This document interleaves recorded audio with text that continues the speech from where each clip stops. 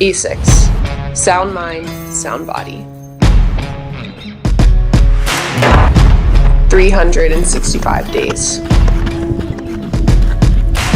1 year until history is made.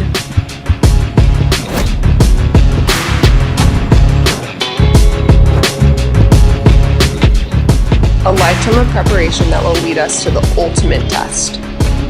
365 days until we show the world what a sound mind and a sound body can do. See you in Paris.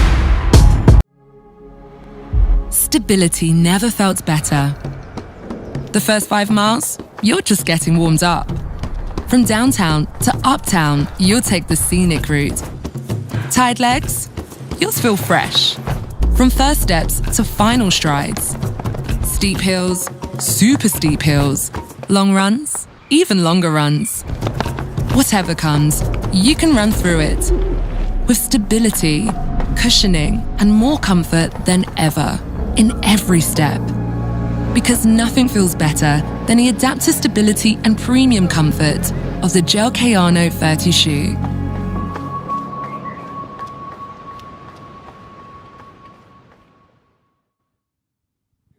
All right, it is day 7 of the World Athletics Championships.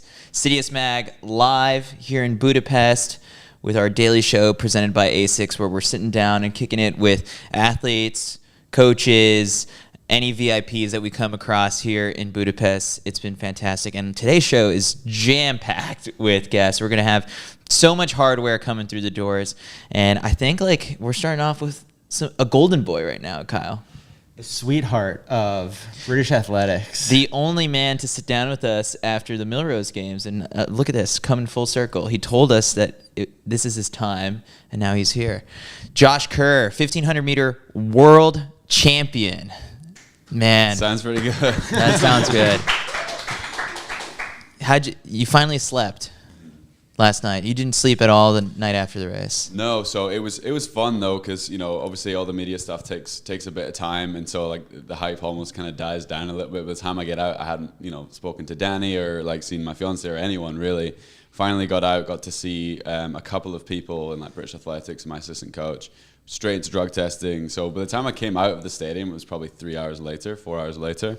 And then we just took one of those bolts right to the bar, where all the Brooks employees were, my parents and everyone. And yeah, celebrated there until probably 2:30. And then I was going to head home, and then Whiteman came out and Gurley came out, and they were like, "We are not going home." And I was like, okay. And so we were out till 4. And then 4:30, we finally went to bed, and I was just wired. And I hadn't really seen the race, and so I was I kind of want to watch the race. And then it was 6 a.m. and yeah, there's so many stories with it. I wanted, I made sure to text my location to change for my whereabouts to her hotel between 5 and 6 a.m. But then I was just nervous. I was because my normal slots between 7 and 8 a.m. in the team hotel. And so I was up anyway. So at 6:30, I was I'm going to go back to my other slot. Even though it's not open, I'm going to go back. I don't want to fuck that one up either. So yeah, I'm just kind of bouncing around really. A lot of cutting celebrations short. Yes. We saw you shortly after you were about to do a TV interview, and Chris and I were sprinting back down to the mix zone, and we just gave you a good yeah. When was the first time that it has started to sink in that this actually happened? Because it's something that you've not only been dreaming about for so long, but actively talking about. Yeah, I think, with Tokyo, it was much easier because there was no fans or crowd, where I was able to spend a bit of time on my own, where it's just like a deep breath of wow, this is a really big moment. But being surrounded by everyone from Brooks, and then doing all my media and stuff, I was able to spend a bit of time with my fiance today, and it was just a little bit of talking, wow, what a moment, we finally got here, kind of thing. And for me, obviously, it's in my head, I'm well, this is just a start, but finally kind of making it to the top of the mountain is just it's so surreal, and it's finally sinking in a little bit. I want to start with this rumor that we heard. You've been locked in for months. Yeah. Someone told us that you haven't been on. Is it just not on social media, or just your phone was taken away? What was it that we heard that you haven't had phone usage for a couple of weeks. Yeah, so I don't have my phone.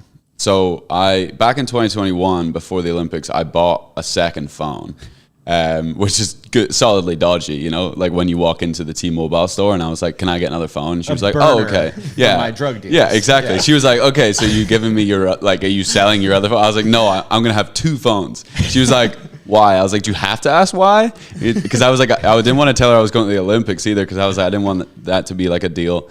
And so she was like, no, you don't have to tell me why, but like, this is weird. And I was like, that's fair. And so, yeah, I have two phones. And so when it comes to major time, I give my phone to my parents before my fiance arrived. And then she just kind of takes care of that phone. And then the phone that I've had for the last 2 or 3 weeks has just got like 6 or 7 numbers on it, no socials, none of that. I'm just Duolingo, man, just trying to speak some Espanol. That's about it. That's the only app? That and the Premier League fantasy app. Other than that, those won't get in your head. No, I'm just analyzing all the games. But yeah, that's pretty much it. Yeah. So in the weeks leading up to this, like, Mac is still astounded. You've only raced 2 1500s in the lead up to the World Championships, but knowing how you've worked your schedule and even being selective in the races that you've chosen, like, what were the signs along the way that were just like, all right, this is it? Yeah, I think definitely sessions for me, key sessions are good. Danny's not someone that does like the same session over and over again, but we did do one key session before Oslo and the same key session before this World Champs. Those 400s? Which was the 400s. And how fast were they? I think I averaged 54.9. So good. Yeah, I like 5,000 feet. Yeah, for just about 5,000 feet. So it was one of those sessions where, like, when I did the first time, it went not badly, but I started off and I was like, this is so hard. And then so going into Oslo, my confidence was pretty low because I thought I could average something close to like 327, 328 pace, which is like 55 and a half, 55 high. And I averaged like 56 mid, 56 high. And I ran 330 and then 329. And so when I averaged 54 point, I was like, okay, I'm ready to run fast. And then it's just like, I just need to get through the rounds. And yeah. Earlier in the season when you finished 9th, I believe, but run a half decent time, how difficult is it to come to grips with time not meaning anything anymore? The idea of what a good 1500 time kind of has gone out the window in so many ways. It's just about beating the guys and you race them again and again. So how do you kind of balance? And when you finish 9th, does that say, I am where I want to be, or are you pissed after? Because you're not someone who wants to finish 9th. No. I think we had these A, B, and C goals throughout the year for these 2 races, Oslo and Lausanne.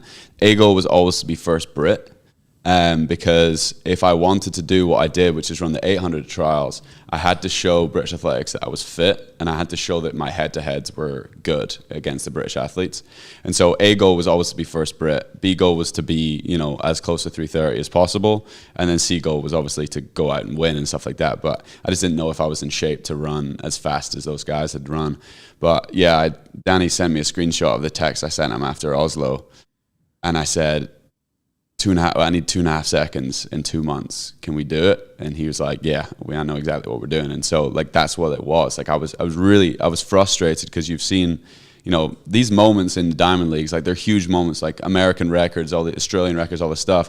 But for me, it's just like, I don't really care about those moments because I've had good moments throughout the year, but these major championships are always that's what I'm here for. So I had to kind of take a second to be like, this doesn't really matter that much. But being 9th sucks. And having 0 Diamond League points after running 330.0 sucks. And only having 6 Diamond League points overall and having to run Zurich in 5 days' time sucks. But I love Zurich and I can't wait to race there. But having to have that is frustrating. But, it is what it is.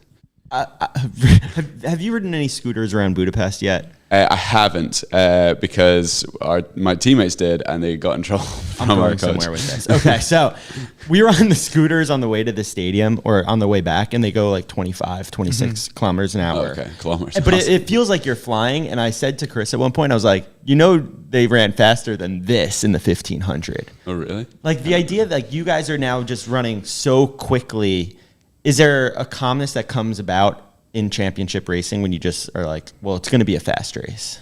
Yeah, I do think so, because it just brings honest results. And I think versus the 800, where you can be one of the, like I watched Isaiah Harris have some phenomenal training, and something that I kind of said to him and Nia before we came is, even though you've put the work in, even though you've done had all these sacrifices and done all this work, you're owed nothing. These championships owes you nothing. Like, you can make one mistake and you're out, and it's like, what was all that work for?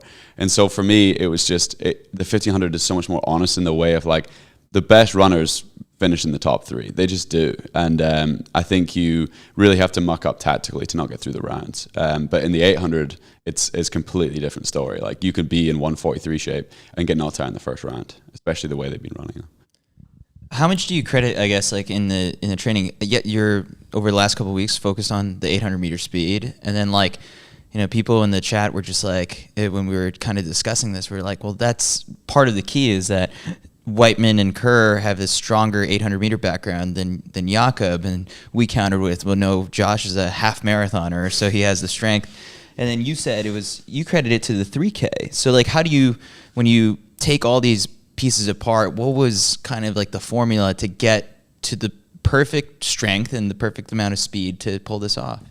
I think it's just the ability of not having to run 1500s to be a good 1500 meter runner. And like, the half marathon it wasn't like a goal that we set at the start of, like, in October, but what it was is like, we're fit, let's go and run something fun that you're not supposed to win, and let's go and battle and race. But I would say the 3K was important, because my 5Ks haven't been great, and there's been reasons for that. I've had a couple of like issues coming into both 5Ks, but it is what it is. And I don't think there's anyone in the world that's running 7:33 and 13:20 something. It's just the worst combo. And my 800 wasn't great either, but I just think there is a balance in the training. I think there's a balance to being able to come down to the 800 for some races, go up to the 3K, 5K for some races, and then just really rip in a 15, but not having to do that over and over again. But yeah. I kind of described the final as 3 races that we had seen play out multiple times. So Abel kept saying takes it out. I have it every single right here. round. We can play it in the background. Obviously, we can't show it on the broadcast, but we'll have it right here on the laptop. As we chat. And if anything sticks out to you, Josh, feel free to chime in. But Abel kept saying, we saw this in the prelims and the semifinals, right? Did you, in your mind, was it like, all right, I don't think Jakob's taking it first step. I think Kipsang's going to do it. If anyone watches any races, they knew Abel was taking the first lap at 55. Like, genuinely, like, you could bet on that with your life. Like, the guy doesn't know how to run any round of any 1500 without going out at 55. That was a fact. I knew at that point, because I personally thought that Jakob was a little bit, I think he scared himself a little bit in the way he ran the semi-final. I don't think that it was like he was worried he wasn't going to get through, but he was further back for a long time, and that he didn't panic, but with 300 to go, he had to put a big move in. And so I was like, well, that probably scared him enough to be like, okay, I need to be out the front again. So I thought he would take it on afterwards, but if he didn't take it on, I knew it would slow down, because Abel, again, after running 55, he always slows down to like 58 to 60. Like, he doesn't know how to keep going. And so I was like, I think he's going to take it on after 400. And I was just a bit further back than I thought I would be. And so I was just kind of making sure I wasn't getting boxed in, because I wanted to make a move up to the front at some point. Yeah, so relatively in the middle after first lap, in any way panicked or very comfy? Not panicked, but it wasn't plan A. I was lane 5, so I was kind of right in the middle of everyone, and that's always tough.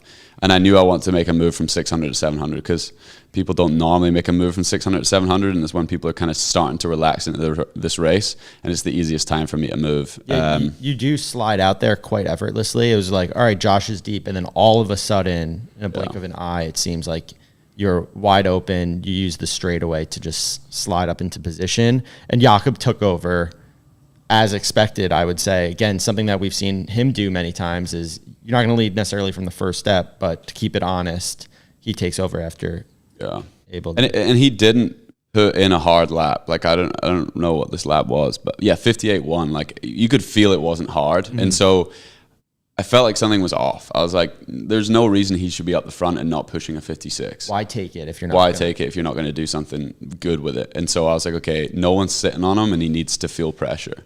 And he looked at me multiple times, like, through this process of the next 600 to see if I was still there. And I was like, okay, this means he's panicking slightly. And so I just need to keep the pressure on him. So what he does, and I found this in Oslo, is he slows down on the bends and he picks it up on the straights, which means it's impossible to pass him. It's so frustrating. And so I was like, all right, I know this is going to happen, so I'm going to pressure him around the bends so that he has to keep picking it up. And then it means on the straights I can back off a little bit, but he's going to pick it up then anyway. Just see why I got stretched out a little bit down the back stretch, because he was always going to pick up the straight. And then at that point, like with 120 or so to go, I just felt like there was a slight kind of lag. And I was like, all right, let's go. I need to pressure him around the bend anyway, or else he's going to get his own way. And he's really good at moving with 130 to go. So I was like, right, I don't care if I have to be out in lane 2. I'm gonna push him all the way. And then it was just heart, really, just who wanted it more. And I was able to get a kind of half step on him. So I had the momentum. I closed the door a little bit once I got a half step past him to make sure like he wasn't going to come back past me. Look up at the screen, make sure the yard wasn't coming down like a train. And yeah. Nordis was. Done. I know. And he came back in the last 50 as well. I wasn't even paying attention. So yeah, pretty good. Did you in your head play out this exact scenario previous? Like that's what Jake did. Yeah. You to a T with 200 to go, you really made Jakob work from that far out. You ultimately didn't even beat him to the turn, which was probably what you were hoping to do. But instead, he did just have to kick harder. We've seen in some of his races that he has a great last 100, but he's never had to work that hard from 200 out. Yeah, I think I've ran this race in my head millions of times. I've written pages and pages of notes on it, and I've really, really practiced for this one. But I've always said this like in my head, and when I'm writing it down, I was like, the undereducated man would do exactly what Whiteman would do, what it did, because it worked. Like you look at the question and you look at the answer and you're like, okay, let's just write the answer down. But I was like, Ingebrigtsen's not stupid. He's going to prepare for that situation. So my goal was beforehand, everything else went well, but my goal was that someone was going to have a go at him at 200 to make him work hard around the bend, and then I would take over with 100 to go because they had worked too hard around the bend. But no one was doing it. And so I was like, okay, well, I guess I'm the undereducated man that's going to make this move. And so, yeah, I've almost overthought it to the other side where I'm like, well, I've over-practiced this and I've come to the same conclusion. So, yeah. Took one for the team. Yeah, I was like, I've got this one, guys. I'll pressure him. Nordas, you just come in a bit. So, yeah. What was the afterwards celebration planned in any way? I saw you yelling a bunch of things. Yeah. What exactly? What is going on here? Who are you yelling so at? this is Brooks. This is people who created the spike. This is the marketing team. This is Larma, my fiance's there. My parents are around the corner a little bit, but yeah, that's just like pretty much the team. And I think if you watch the camera introductions on the start line, and I think I said this to you guys, or I said this after Milrose. I said, I'm the only 1500 meter guy that's been in the last 4 finals that doesn't have a gold medal. And it was Timothy Chariot, Jake Whiteman, Ingebrigtsen, and me have been in the same final since 2019. Obviously, Timothy won 19 and 21. And obviously, Ingebrigtsen got it. Jake got it in 22. And I was like, it's my turn. This is my turn. And so that's what I was saying to myself on the start line. Like, this is my turn. I was kind of just saying that to me, just to remind myself, like, you've been in this position so many times, and always been the bridesmaid, never the bride. And yeah, I think I shouted something like, I'm the world champion now. So yeah, it was really fun. There's a lot of cool things you could have yelled. Are you happy with what you decided on? No, really.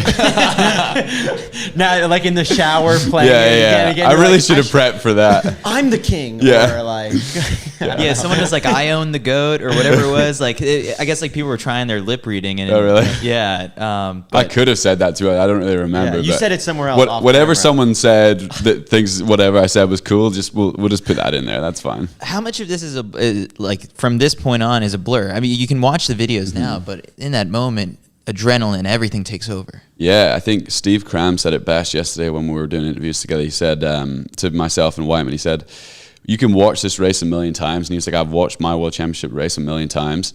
And sadly, I've forgotten what it felt like to be me in that moment. And I felt like, and I just feel like what it's like watching it. And so he's like, if you can remember anything, remember the feelings of what it was like in the race. Don't don't think that this memory is you watching the race, because you'll watch it more times than you've ran it. So there's a couple of memories that, you know, with 50 to go when I broke him, like, and I saw the line, I don't think I'll ever forget that for the rest of my life, thinking, shit, this is far away. That line looks so far away. And I felt like I was not running that fast that last 100 either. So it couldn't come closer.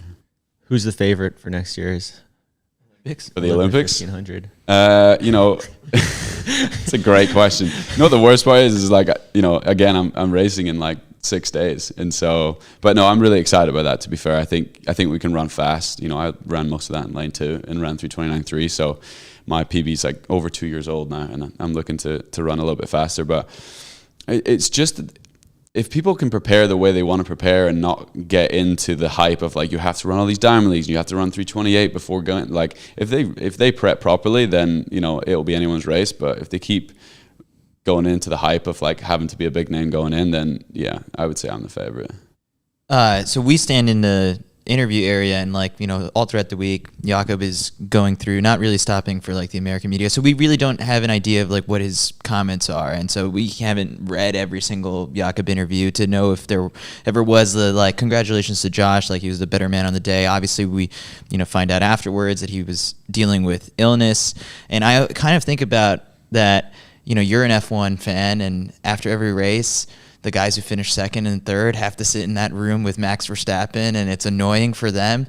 And for you guys, that's drug testing. What was the temperature and feel of that room afterwards, after you're all sitting down together? So, you know, yeah, we had to do a press conference after the Olympics, and so I had to sit through all of his questions and just build towers with water bottles. As you know, I got one question from Scottish Athletics Media, and so it would be fun if we were able to do a press conference right afterwards. That would be great. I didn't make it to drug testing in time; they'd all finished, or he had decided to do some sort of session or something beforehand, and his drug testing guy was there. The only person who was left in the room by the time I got there was Jared, who was having a blast in there, and just, yeah, he was friends with everyone, all these drug testers. He had attempted multiple times. I don't know if he'd done any partials or anything, but he said it takes him like 5 hours. So yeah, Ray was just like, Yard, how long is this taking you? And he's like, I don't know, it's gonna take me a while still, I think, because he had come out from another attempt. And so yeah, that was the only person left in there by the time I got there. Yeah. Going back to the semifinal, got a little cheeky at some points there. What was your impression of that whole thing? Because you know, I saw him in the mix zone afterwards. I asked him the same thing, and he said, "Well, I have to watch what I say here." With the British athletics person, I said, "Okay, save it for the CITIUS MAG show. You're here now."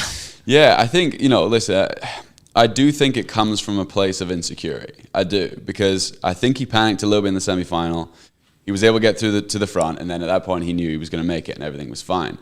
The last time he did that was after he got beaten by Whiteman in the heats of the heats of the 5K, and I've done that before. Like, I've celebrated heats and semifinals before when I was in my worst shape, and so I do think it comes from a place of insecurity where it's like something's happened where he's frustrated and he's not the attention that he normally is, where he's run world records or he's run really fast times. So when that happened, it didn't annoy me because he did it. It made me excited because I knew there was a reason he did it. I was like, something has happened to get to this point where he doesn't feel like the center of attention, or he's surprised himself of how good he's feeling, or he's surprised himself of something's happened in this race. So I was like, yeah, there's a weakness right there. British track Twitter is going crazy over the photo of the finish line from the semifinal where it's you smiling at Jakob, and they're like, this is the moment Josh knew.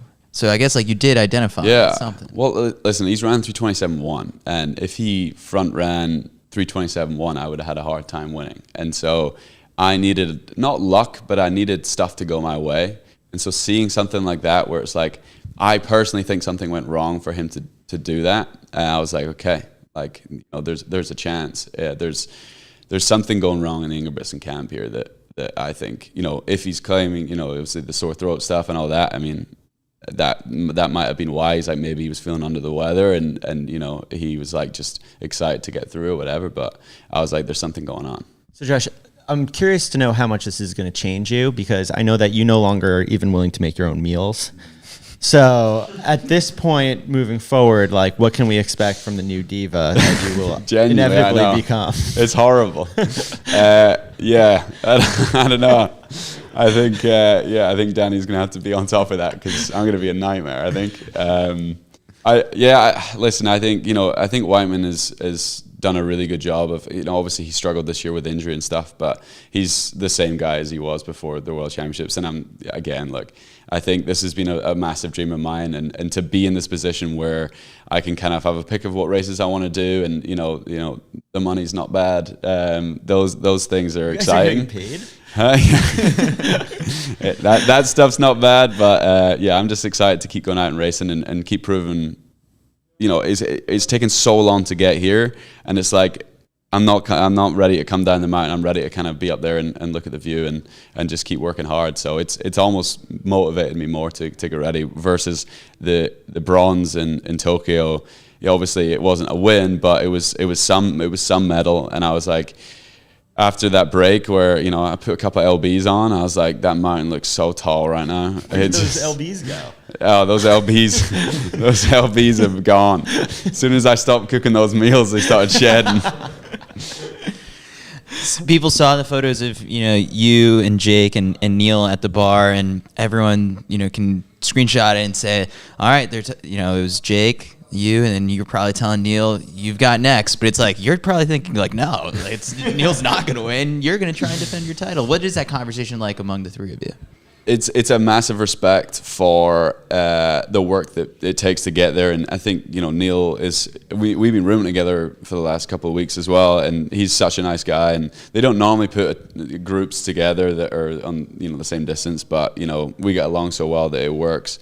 And he's just such a massive respect because he knows how hard he works and he knows how hard we work. So it's an interesting dynamic, but we just want to sweep. We just want to sweep now. We want to sweep that podium. That's our big thing. And Neil says he's got a bit of work to do, but if he's able to bring the form he did earlier in the year, we'll be able to find some success. So I think we've had 2 world champions now. We just need to get multiple people on that podium.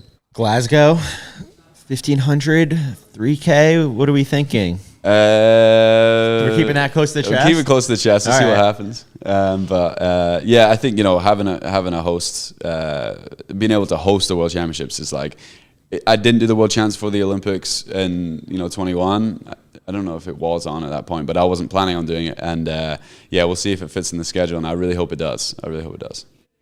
So, after this, it's sort of you're on a press tour. You've got a ton of interviews lined up. But before we started rolling, you're like, you know what? I'm going to take this moment to also be like a really good teammate. The beasts are on fire right now. Yeah, I think Danny's put so much work in. That Brooks as a brand is invested so much more money in us in the last couple of years, and our resources are up there with one of the best teams in the world, and you're finding that, you're seeing that. I think, I genuinely don't think that you'll find a better coach in the world that peaks his athletes. Every major championships that I've been in, being coached by him, I've either PB'd in the final or season best in the final, and either come away with a top 6 performance every time.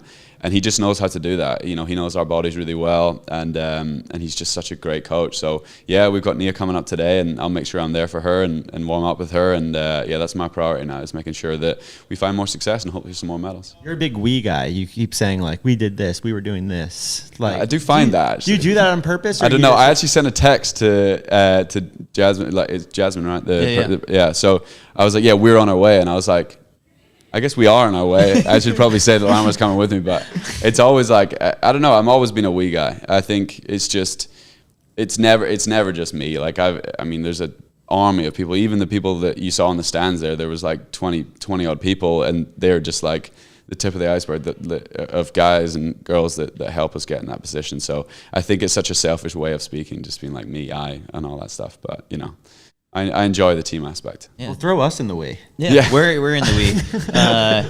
You said it at Millrose. Like, it takes a whole team. From your coach, your teammates, your sponsors. What was the famous line you said? You said, with Brooks on my feet, with Oakley's on my head, and with an Olipop in my hand. Like, there's nothing I can't do. So, something like that. Yeah. It all worked out for you, Josh. Be a good T-shirt. Yeah.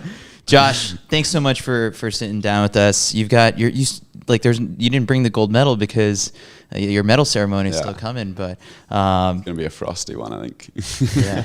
So we're looking forward to all of that, and good luck with this upcoming race. It's like no breaks, and we're super pumped for you. Thank you guys so much.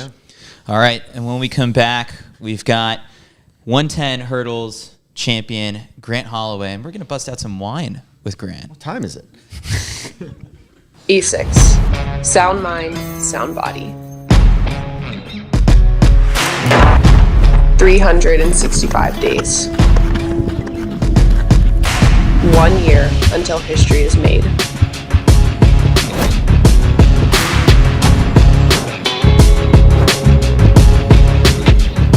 A lifetime of preparation that will lead us to the ultimate test. 365 days until we show the world what a sound mind and a sound body can do. See you in Paris. Stability never felt better. The first 5 miles, you're just getting warmed up. From downtown to uptown, you'll take the scenic route. Tired legs? You'll feel fresh. From first steps to final strides. Steep hills, super steep hills. Long runs, even longer runs. Whatever comes, you can run through it. With stability, cushioning, and more comfort than ever in every step. Because nothing feels better than the adaptive stability and premium comfort of the Gel Kayano 30 shoe.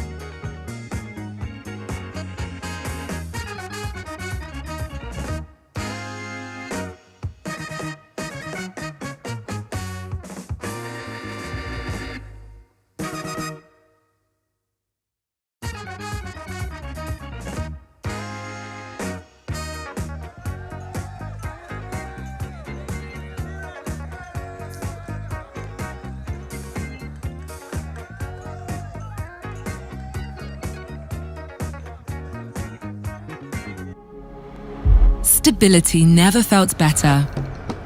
The first 5 miles, you're just getting warmed up. From downtown to uptown, you'll take the scenic route. Tired legs? You'll feel fresh. From first steps to final strides. Steep hills, super steep hills. Long runs, even longer runs. Whatever comes, you can run through it. With stability, cushioning, and more comfort than ever in every step. Because nothing feels better than the adaptive stability and premium comfort of the Gel Kayano 30 shoe.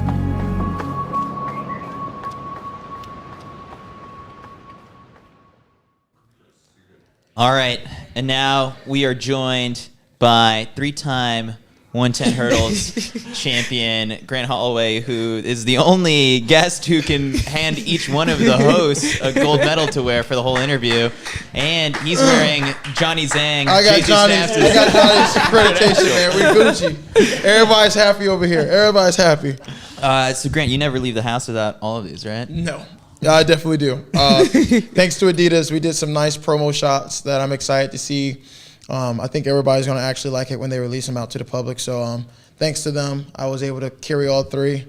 But yeah, the shots they did with it, it's going to be pretty amazing. So I'm stoked for everybody to see. Is the inspiration just like the Usain Bolt, the Michael Phelps one with like all the medals, or you do something? We did something different. We took another take on it. Of course, that was the idea that I thought, but obviously it's always something new, something to keep growing and everything off of. But like I said, when it drops, you guys are gonna be like, that was pretty cool. That's pretty neat. Mic drop. So I have to ask, I'm going right in. At the end of the race, you are being interviewed in the stadium, and you had something to say about all the haters and the doubters. Who? Where are they? Who is doubting? I mean, it was not necessarily just a one person. It was just a collective unit. Obviously, I haven't ran, I guess, as fast as Broadbill. I haven't ran as fast as Tinch. But at the end of the day, it comes down to consistency. So just trying to really just get my point across, just saying, like, in track and field, it's one thing that I'm going to do is going to stay consistent. If I have one bad race, like, cool, yeah, I'll chalk that up. But from practice to the meets to everything that I do, even outside of track and field in my regular day life, I always just try to stay consistent in what I do. And, you know, after the race, I don't want to say the race I was running with pure rage, but I was running for a chip on my shoulder, really just to kind of just prove, really just to not really prove them wrong, but to prove myself right. You know, I knew the training that I've been doing. Like, literally, if you go in my bag, Jasmine, can you do me a favor? In that bag, there's a shoe. There's another gold medal. There's more medals in there, but there's a shoe right on top. Yep, just hand me that. Perfect. So, like, literally, this was my training spike. I don't know who I need to show, but there's blood on the shoe.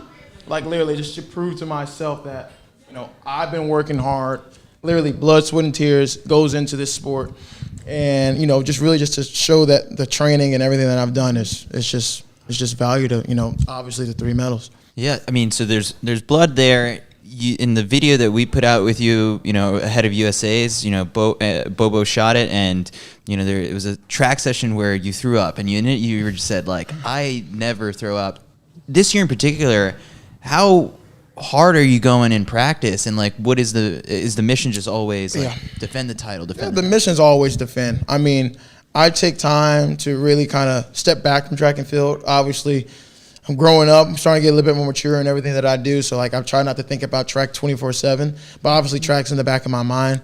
But really just to, you know, push my body to that limit, knowing that I'm, you know, tapping into new levels. And then obviously, with the races that I had from semifinals to the finals, it kind of just shows that Coach Holloway and I are always in cahoots. Like, we're always trying to figure out ways to get better. And obviously, that shows, like, what you guys saw is a product of what Coach Holloway does. Like, literally, the race was at 8 o'clock. He calls me at 2 o'clock on the phone. He's like, "Hey, I got something for you." So we're watching film, we're doing it, and he tells me what to do. And that was a product of what you saw. That huge drop from 13-18 in the first round to 13-03 in the semis. that's just a product of Coach Holloway. I just had to just go out there and do it. So what exactly did he tell you? Can you spill the beans on that or no? I mean, I can spill it, but it's going to sound the same. But he just told me to be me. Okay. I think this whole year I was always trying to figure out, okay, well, if I do this, then that would be better. If I do this, then that would get better. But really the main thing was I was taking away my best attribute, which was Grant Holloway.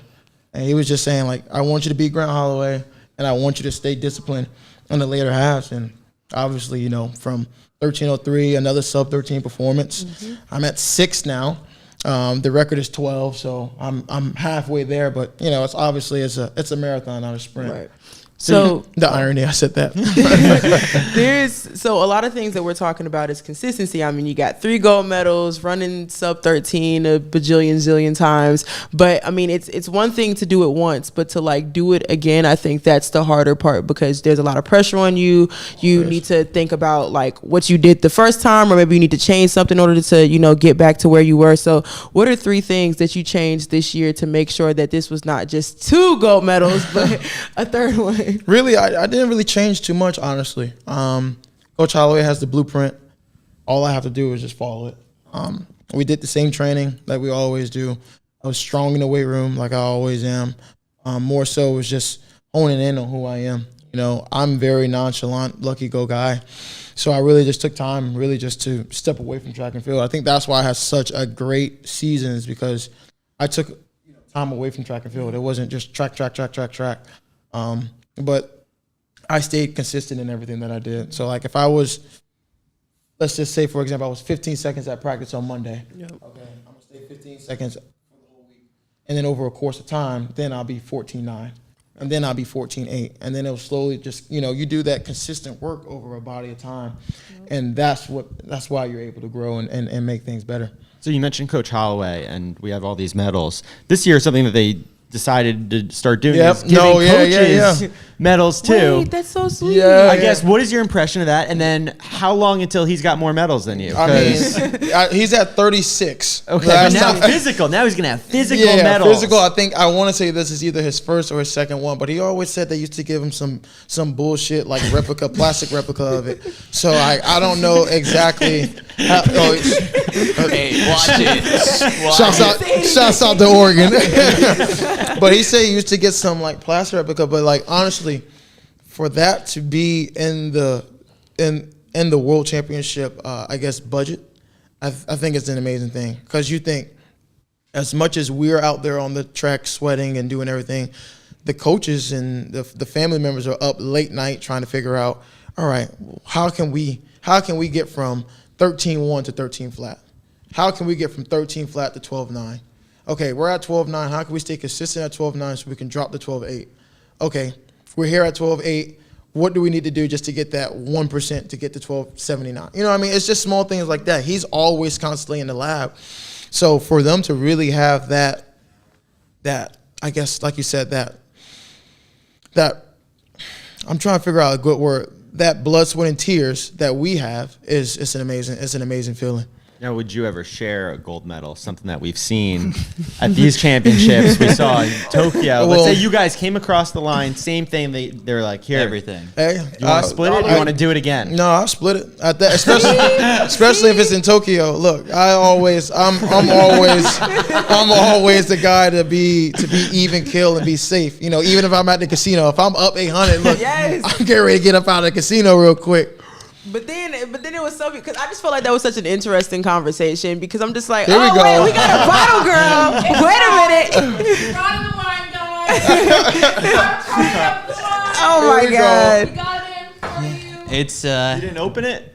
You gotta open it. Yeah. Have you never seen a bottle girl? There we Kyle? go. Come on. Here's your glass. Kyle has never seen a bottle girl. I've been in the No, lab. he ain't said VIP yet. You ain't seen the bottle girls yet. He hasn't had VIP yet. All right. It's not in the city's budget. Do not use the company card for the bottle girls. Who brought this wine? Jasmine did. She tried to find some. That's a nice pour. Thank you, girl. Great pour in there because it's grand. Yeah. I won't get you guys to it because we've got got a long day ahead. Yeah. Thank you. Ain't nothing wrong with that. Grant, do I Smell remember nice. this from last year? We busted out the wine when we did our show Yeah, with we John. Use the damn cork. Yeah, exactly. But you laid off of wine for, I guess, like in the lead up to the championships, or no? You wasn't seeing him tweeting about all the said wines that? and stuff that he was finding before World Champs. I mean, Here, before we go, cheers, guys. To the haters and the Yeah, doubters. yeah, the yeah. haters and the doubters. Thank you guys. Thank you guys. Thank you guys. Thank you guys. Thank you. Thank you. Thank you. We were saying that like that's gonna be the number one Halloween costume: the Grant Holloway haters and doubters. The number one. It's just not showing up to the party. No, leading up, honestly, obviously you're in training camp, so you try to take care of your body, do the right things. But once I got out here, I went out to eat and I saw a bottle that I was curious about. So I had a glass. And it didn't kill me, obviously, but I mean, I don't think at that point either you're fit or you're not. I mean, like as much water and everything and sweating that you're doing, I believe it will get out your system. My fucking therapist is probably gonna kill me for hearing me say all this, but I did have a glass. But at the same time, I was just like, I'm here. Whatever I gotta do to secure it, let's make it happen. Is there an element of just being able to relax in the moment? Always. There's so much noise going on and having that normalcy. Or if you pretend that a glass of wine a few days before a championship is going to be the difference maker, you lost the race. Yeah, that's what I believe. But then everybody that I talk to, they're always like, "Well, Grant, we're not you." I'm like, you don't have to be me, but like, You can be yourself. Hey, be yourself. Relax. If you wanna go eat some McDonald's chicken nuggets and that's your comfort food. Before Didn't you go. Usain Bolt eat chicken nuggets before At the he did Olympics something and- crazy? Oh, at yeah, all the Olympics? time. So, I did everything. So this time around, how does this championship feel different from all the others, or do they blend in together? Same routine? You bored? No, I never get bored. There's no such thing as an easy medal. at Wait, these how championships. many gold medals will it take for you to get bored of Never. winning gold Never. medals? That's what makes We're people great. gonna hire more serious people so Yeah. that There you go. they can all Exactly. wear more medals. When I actually got to this World Championships, I guess I was nervous, or I don't even want to say nervous. I was anxious just to get on the track. There's the hype between, Grant Holloway didn't run at USA's. He's ducking Daniel and Cordell. There's this thing that I'm ducking Broadbell. There's this thing that Hansel Parchment always, I hear all these things. Like, just because I don't reply doesn't mean I hear it. But so like for me, it's like when I got here, I was just on a mission just to, like you said, prove everybody wrong. And the biggest thing is that most people do, they fail to realize that all those people that you write in these stories about, all these things that you have in this negative connotation is, I have a relationship with all these guys. Mm-hmm. Like, I'm in the warm-up area, and I see I see Broadbell, and I'm like, yo, that celebration you did at Jamaican Trials, like, that was dope. Tough. Like, we making this celebration worldwide. I mean, it's the same thing. Like, even when Cordell ran 96, I sent him a message like, hey, you got my attention. Keep up the great work. I hope you get the collegiate record. Like, small things like that. Obviously, everybody knows Danny and I's relationship. That's besides the point. But like even Hansel, like I have selfies on my phone of us at every World Championship or Olympic Games that we've been to. We take a selfie. Like that's just our tradition. And we've been to 3 of them now. And like I got my 3rd selfie with him. Mm-hmm. Like all the stuff that everybody trying to put out and just really say like, well, this, that, and the third. It's like no, that's not the case. Like I have a relationship with all these guys. So I was really just anxious just to get out there and really just compete. Speaking of like relationships and stuff, so I already know that you the man, but I was particularly captivated by like how Cordell was doing this season because like taking the time off, running some of the fastest times in the world. I thought of you a lot when I was looking at him because I was like, how cool would it be if he came to World Championships And won his first won? Yeah. And it's not that I was trying to count you out because I know that like Hater and gold doubter. medal- We found her. founder. It's not that I was trying to count you out, but I was like, how cool would it be to have another guy on the U.S. team to pull off what you did? Because I literally remember being at practice in 2019 and my coach is like, why are you screaming? And I was like, Grant Holloway is from Florida. He literally just won World Championships. And everybody was like, who's Grant Holloway? And I was like, what are we talking about? And so like, if that did happen, whether you were in the race or not, like how would you feel to see if Cordell did something similar? It's history. I mean, Cordell's first World Championship, his story leading up to it is remarkable. I mean, I remember being on the phone with one of my boys when he ran in Arkansas, and my dog called me. He's like, yo, this dude's legit. And I'm like, well, hey, man, I can't wait. Because that's what helped the sport grow. When you have great competitions. I mean, you think back, let's take it back to 2019 when Dan and I were running. We had the attention of everybody for that one event for 12 seconds. It was like, okay, who's going to win, Daniel or Grant? And that was the story of really the whole NCAAs. It was just the story, the tale of the tape between two great athletes, and we were going to see who was the best. So if Cordell would have came out and did his thing and everything, I would have been right there at the finish line holding his hand up like he's the champion. That's just the type of person I am. But then I'm also the type of person where obviously I got a little asshole in me, and I'm like, all right, well, you've had a nice story, but at the end of the day, I'm the knight in the shining armor. You're gonna come through me. You know, we always have that it factor in us, but that's what makes us great. You know, you think about any great athlete and in any sport. You think about Muhammad Ali, Floyd Mayweather, Tom Brady, Patrick Mahomes, Tiger Woods. They all have that it factor, and I believe I have that it factor, and that's what makes me, you know, different than everybody else. And that's why you should be sponsored by Richard Miller. Oh yeah, I definitely. That was actually pretty funny. I didn't tell nobody. I woke up one morning, and I'm obviously. There's literally there's three things I want, and I'd be happy in this sport. It's a world record, Olympic gold, and a watch deal. Any watch deal. I tell myself and I tell my family and my friends, like, who wouldn't want? And I'm not trying to toot my own horn, but who wouldn't want me on their team? I'm outgoing. I'm personable. When I get around people, I know how to smile. I know what to say. I know how to say it. I'm a relationship type of guy.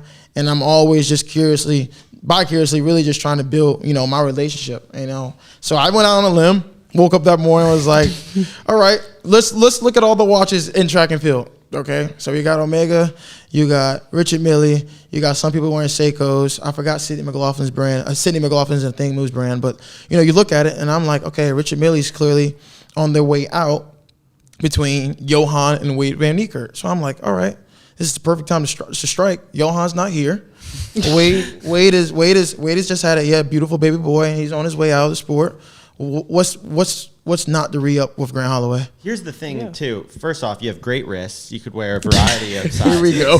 But every single time you come over the hurdle, it's right there, the whole time. So I mean, like I said, you could just make like a great like commercial for it too. Like you just need the watch for like 12 seconds. That's all I need. I mean, but obviously when these people sit around the round table like we're doing, we're talking and having these discussions, obviously I can sell myself. Obviously my family can sell me. Obviously, you know, we could do all these things to sell me, but when people sit around that round table, they make the decision on, you know, who they want to go out on a limb for. It might be some Smo Joe off the track named Billy Bob. And do we all believe Billy Bob deserves a watch deal? Absolutely not.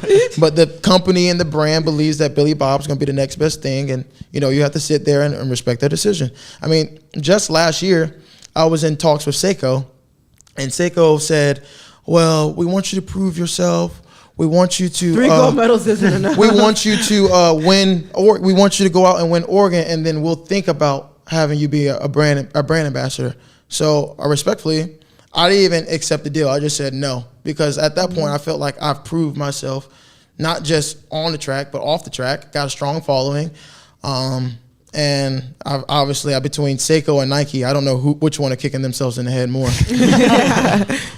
So the finish line pose, where actually after you crossed the finish line, you knew you'd won the race, and then immediately the celebration is just like 1, 2, 3, and you're putting so much force into those points. I guess, like, how did that feel? And like, is these celebrations for you? Is it just a blur? Yeah, it's a blur.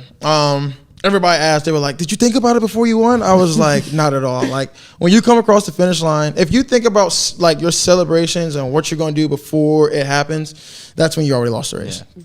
So for me, it was like, get out, do what you got to do, and get to the finish line. And then obviously whatever you do at that point is up to you. So I just continued just to go, and that was the first thing I thought of, because like, what athlete was able to do, other than Karsten off the top of my head and Noah, what athletes are able to do, you know, that type of celebration? So I was just like, all right, cool, like, let's do it.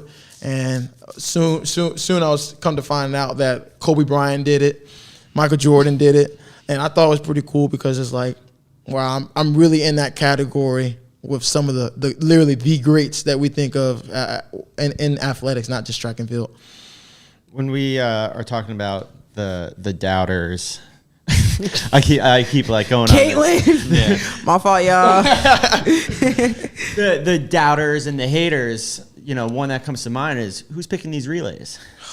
Is another year about to go by, and once again, we're not going to utilize you on a relay? I mean, at the end of the day, He's got the wine in front of him. trust me, that ain't gonna stop me. At the end of the day, I always say, this is for me outside of track as well as in track.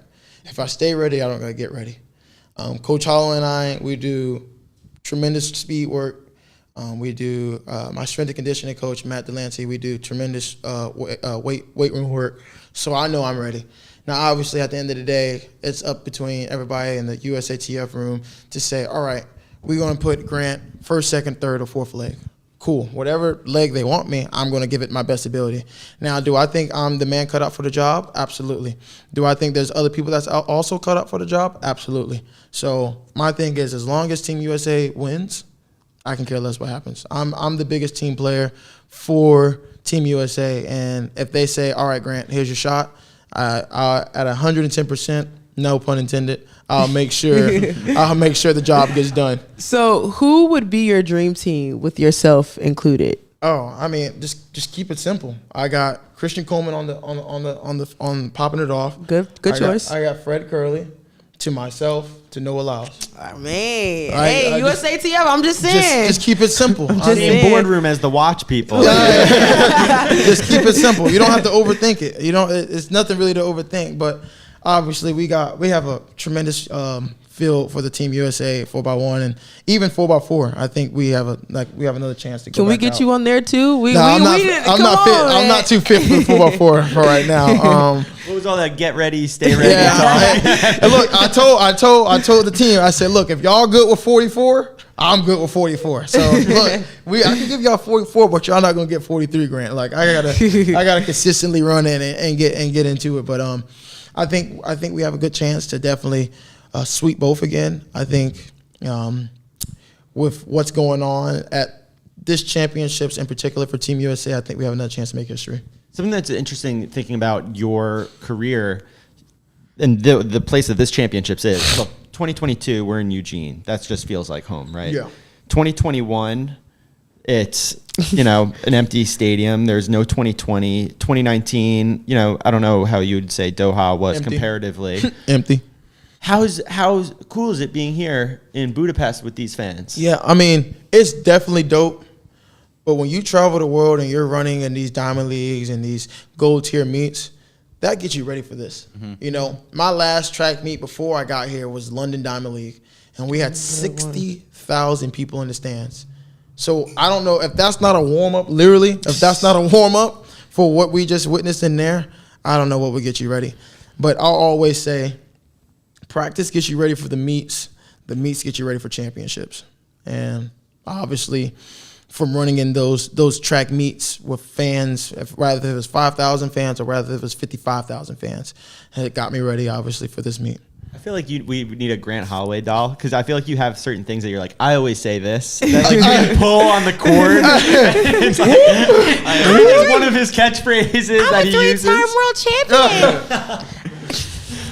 So I remember when I was at Sports Illustrated, they did a story on LeBron, and it was about, I think they titled it, or it was somewhere, it was like LeBron is chasing like the ghost of Michael Jordan. And it was like after winning a couple titles. You've won a couple titles now. What is Grant Holloway chasing right now? That's a great question. I would say Grant Holloway's chasing greatness, literally. Oh, so you're chasing Fred? Fred, I'm chasing Fred. Yeah, I'm chasing Fred. Honestly, I am chasing greatness. I'm 25 years old. Every major I've been in, I've been able to secure a medal. Every major I've been in, I was able to place top 2. That's unheard of in someone's first contract year or first year out. And I'm going on year 5. Yeah, I'm going on year 5 next year. I am chasing greatness. I said boldly in a conversation before, and I even told both of the guys that this is my list for American hurling. Everybody thought I was going crazy. This is just American hurling, but I said the list was Alan Johnson, Aries, Merritt, and then me. Obviously, Aries and what he did in 2012 was just remarkable. And in our sport, I think it's a common grounds that Alan Johnson is definitely the GOAT of the 110 hurdle. So I think I'm definitely chasing, whatever Alan did, whatever Greg Foster did. You have all those great hurlers that, did great things. It's kind of just remarkable just for me to kind of, be in that same category as them. You think back to Greg Foster, Roger Kingdom. Obviously, they were racing Colin Jackson. He's a British hurler. But, you name all these people, and then you come to 2010s, that decade, and then you see David Oliver, Aries Merritt, Jason Richardson, Elite Harris, Jeff Porter. You see all of them, and they kind of paved the way for you. And then going forward, it's like, all right, I'm passing him. I'm passing him. I'm passing him. All right. Now you set your sets on the next one and then the next one. So I'm definitely chasing greatness. Whatever the past hurlers have paid for me, I'm thankful for them. But then at the same time, I got to continue my own road once I've done everything else. So appreciating them still, what do you feel like what else do you need to do to, be able to surpass them? And then you have everyone else saying, hey, Grant Holloway is paving the way for us. Yeah. I think definitely next year is going to be a great year, from indoors. We have another indoor world championships in Glasgow, which I'm able to go there and defend my title. And then we also have, obviously, the Olympic Games, which I'm truly and forwardly looking forward to. I think next year is going to be a great year, especially whenever I have great indoor seasons. It usually always translates to a great outdoor season. So I'm just going to stick with my guns, stick with my plans. I'm going to make a couple changes with my team. Obviously, this off season, and then we're gonna, set our sights on what we want to do indoor season, celebrate that, set our sights what we want to do this outdoor season, and then go celebrate that. For sure. You have such an appreciation for the history of the event. Are you a track fan? I always like to ask this question. Like, are you now in the stadium cheering on other events? Like, and what is an event that you love that maybe would be a surprise to people? Last night was my last time that I can remember that I was actually in the stadium cheering on, like being a true fan. Not in the warm-up area, not helping Ariana Joe warm up for the 200, like sitting down in the seats at the 50-meter mark, and I'm watching Kenny Harrison, Jasmine Camacho-Quinn, Danielle Williams, Nia Ali. I'm watching all those fantastic women go past me. And literally at the top of my lungs, I'm screaming like I'm being a true fan. I watched Femke go through in the 400 hurdles. Anna Cockrell was in lane 9. I'm screaming for her. I watched Vernon Norwood and Quincy Hall go through for them. Quincy Hall was able to secure a medal. Vernon was able to get 4. Like, I was a true fan in that aspect that I was able to really sit there and enjoy it. And that's what I want to do when I'm done with track and field.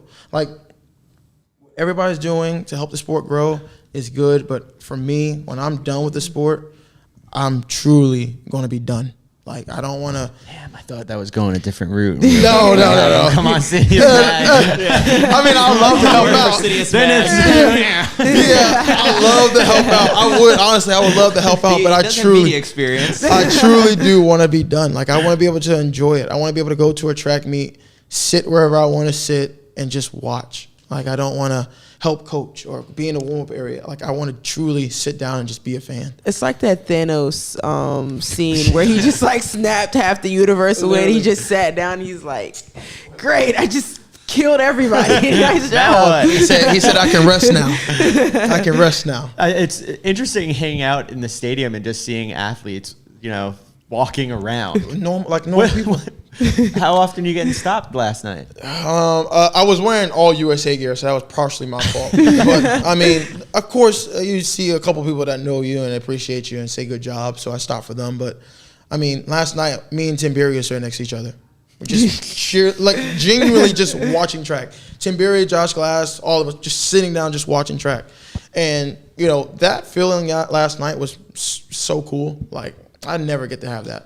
I'm always doing something. I'm always here. I'm always there. It's just like I finally get to just sit down and relax and enjoy it. So who's the most famous track athlete that you've ran into while walking around the stadium? Walking around? Like generally just walking around? Yeah, just walking around. Tim Beer is he's pretty high up there. They love him, especially since he finished shaving everything. He's clean now. But him and his lucky socks. Yeah. Tim Beer is probably the only one. I haven't seen nobody. Nobody else crazy, or I wasn't really paying attention. I remember one time it was not even in the stadium, but last night, Rai Benjamin and Noah Lyles were walking back. Oh my God, We're those are my walking- two favorite athletes. It's not like Rai Benjamin is in the next room. Yeah, no, like literally, like we're walking and a guy stops Noah to stop for an autograph, and it's like that's pretty Yeah. cool. We're not like we're walking back to a hotel as like three brothers, and we get stopped. It's just like that's pretty dope. Have you ever had the moment where there's a fan who asks you to hold the camera to take a photo? Oh, absolutely. And I'm there'll be some of the best pictures right there, though. It is fun. So we're going through the Diamond League final, or I'm right now, yes, but if I pull out, and I had a great season, really more so it's just really I'm trying to play chess, not checkers in that aspect, just to make sure nobody else gets to buy because I'm selfish in that aspect. But really just like if I decide not because like I'm tired and I'm genuinely happy with the way I ended off, I'm good. So in that aspect, man, like this season has been remarkable. Like if I had to put it in one word, remarkable. To do the indoor circuit, to double back and have the outdoor season that I had overseas for really a month and a half, come back, do USAs, had a little back injury, get that all taken care of, go to London, run 13 flat, come back here and then win Worlds. Like I can't put that into words. All right. Well, Grant, we appreciate you taking the time to sit down with us, and it's always a pleasure when we get to crack open a bottle of wine and celebrate another gold medal. So, right after this, we've got. We were asking what's Grant chasing? Grant's chasing Anna Hall in practice sometimes. And losing 0-3. Yeah, 0-3. We'll be back with an interview with Anna Hall right after this. E6. Sound mind, sound body. 365 days. 1 year until history is made.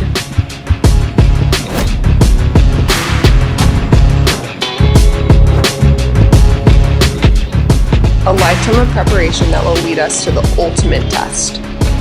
365 days until we show the world what a sound mind and a sound body can do. See you in Paris. Stability never felt better. The first 5 miles, you're just getting warmed up. From downtown to uptown, you'll take the scenic route. Tired legs? You'll feel fresh. From first steps to final strides. Steep hills, super steep hills. Long runs, even longer runs. Whatever comes, you can run through it. With stability, cushioning, and more comfort than ever. In every step. Because nothing feels better than the adaptive stability and premium comfort of the Gel Kayano 30 shoe.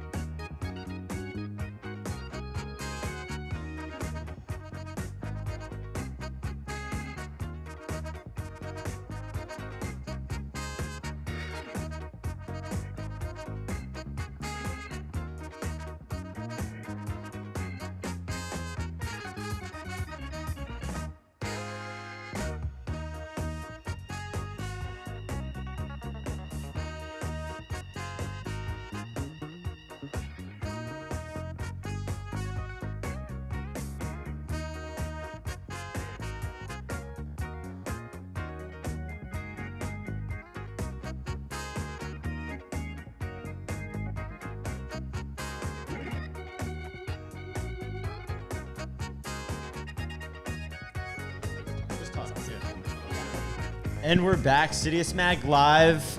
We just had a disaster off camera of trying to pop bottles of champagne because we're joined by Anna Hall. Few days after another medal here at the World Championships. I got it on, Oh, guys. you have it. I have it. The silver medal in the heptathlon. Anna, how are you recovered after all of that? Are you feeling rested finally? Yeah, I'm finally starting to feel back to myself. I think the first 2 days after, I was just in bed and I was like, can we just cancel everything today? And, we couldn't, but I'm feeling a little bit more like myself again, and my body's recovering well, so feeling good. How brutal is it? Like, what event is it that's making as tired as you are? Is it just that 8, or is it just? It's everything, and I think it's the fact that we run the 800 after all of that. So it's like going into the 800, my body's already destroyed, and then it's like you just take it to another level, and that's like a hole that it just takes a while to come out of, honestly. And I think if I had to get up to compete again, you don't really feel like yourself for like 3-4 weeks. So honestly, yeah. If you had the opportunity to switch the order of the events, what would you be switching so you could be less tired? Is the 8 first better? Honestly, I feel like that would be terrible. I think I would put the 8 first Oh my because gosh. this is maybe bad to say, but I really think that I could recover maybe a little bit better for the rest of the events. All right. I don't think that would make the multi any easier, but I think there's a chance I might handle that better. Whoever's in charge. You Want to change it after 100 billion years. Listen to Anna Hall. In your 800, what was your thought process going into that? I literally was just like, this is gonna hurt so bad, just keep running. And yeah, I just ran for my life and came through pretty hot in 58, which actually is kind of what I normally do. And then I just tried to hang on with everything that I had. Yeah. You're balls to the wall in the 8. What do you think that you can run in just an open 8 at your best, like freshest? I don't know, because I really think you can't manufacture the same motivation that I have at the end of a heptathlon to like my willingness to hurt. I really think it would be hard to pull that out of myself in a regular event, but I don't know. I mean, I think my workouts point to that I might be able to run like 2 flat, maybe give sub 2 a crack, but I don't know. I don't want to disrespect the event by saying something really fast. So I mean, I don't think it's disrespectful. You're you're fast, you're so. good at the 8. Like, let's be real. The fact that you can pull out 204s, 202s in a freaking heptathlon is insane, and I think that speaks volumes on what you could run in the 8. thanks. Yeah, no one will be offended. But you can run 156. I don't Don't know. worry. The open 800 girls might be like, Since we're already on the topic of the 8, like Jasmine was saying, like, you're the kind of girl, it's just balls to the wall. I don't care what's going on. I don't want nobody around me. Like, I want to be on my own. Why is that? Because it looks like the other ladies like to kind of be with each other and like compete with each other. You're just like, screw whatever camaraderie or family kumbaya stuff y'all got going on. I was like, I'm out of here, dude. Get to the line. I don't know. I mean, I think I've run like that since I was young. I've always just been a front runner, and then I honestly think my ego made me good in high school because I was like, well, now I can't get run down. Like, that would be so embarrassing. Something about being a Florida Gator. So, and then I just never really let that up. And, a lot of the multis I don't normally have other girls, even running like sub 2 to running by myself. And that's what's comfortable for me. So yeah, and everything I do in practice is normally alone, sometimes with Talitha or another runner, but pretty used to the time trial mentality. Yeah. After the competition, you posted a very emotional video. Like, for me, sitting there watching it, and basically everything that you've gone through this last month or so. I guess for those who hadn't seen it, what exactly happened? How did you handle that whole experience coming into the games? Yeah, I hurt myself in practice in long jump. We kind of just started getting back to hard training after USA's, and I slipped on a wet long jump board. And so it's like my spikes gripped the track when I planted at full speed, and then my heel slid. So my leg shot back and got like hyperextended. And yeah, it sound wasn't pretty. Stomach comfortable. just hurts so bad. Oh my gosh. And I actually I landed in the pit and I had like a panic attack.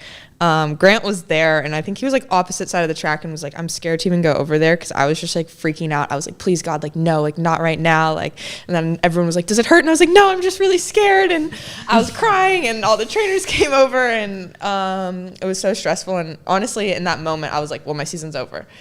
And then luckily, I got an MRI and it was, something, there was an injury in there, but a lot less serious than it could have been. So we just started making a plan to see if we couldn't get ready for Worlds in time. I'm so grateful and thankful that there was nothing too serious. So I guess how prepared were you able to be in that month? Like, 'cause of course there were days that you wouldn't have been able to train. A lot of it would have been spent doing PT. What kind of amends did you have to make in that time? Like, or, I saw Alter G, I'm guessing a lot of pool work. Yeah, that first week we were in the pool and Alter G a lot. And every day I would try to warm up and kind of just like see how it felt. Because we were all kind of in agreement, like, we don't have time to rest. This is not the time of the year to just rest. So every day we'd like warmed up and we'd be like, can we practice today? And then the first week and a half, we were like, no, I couldn't really even do strides.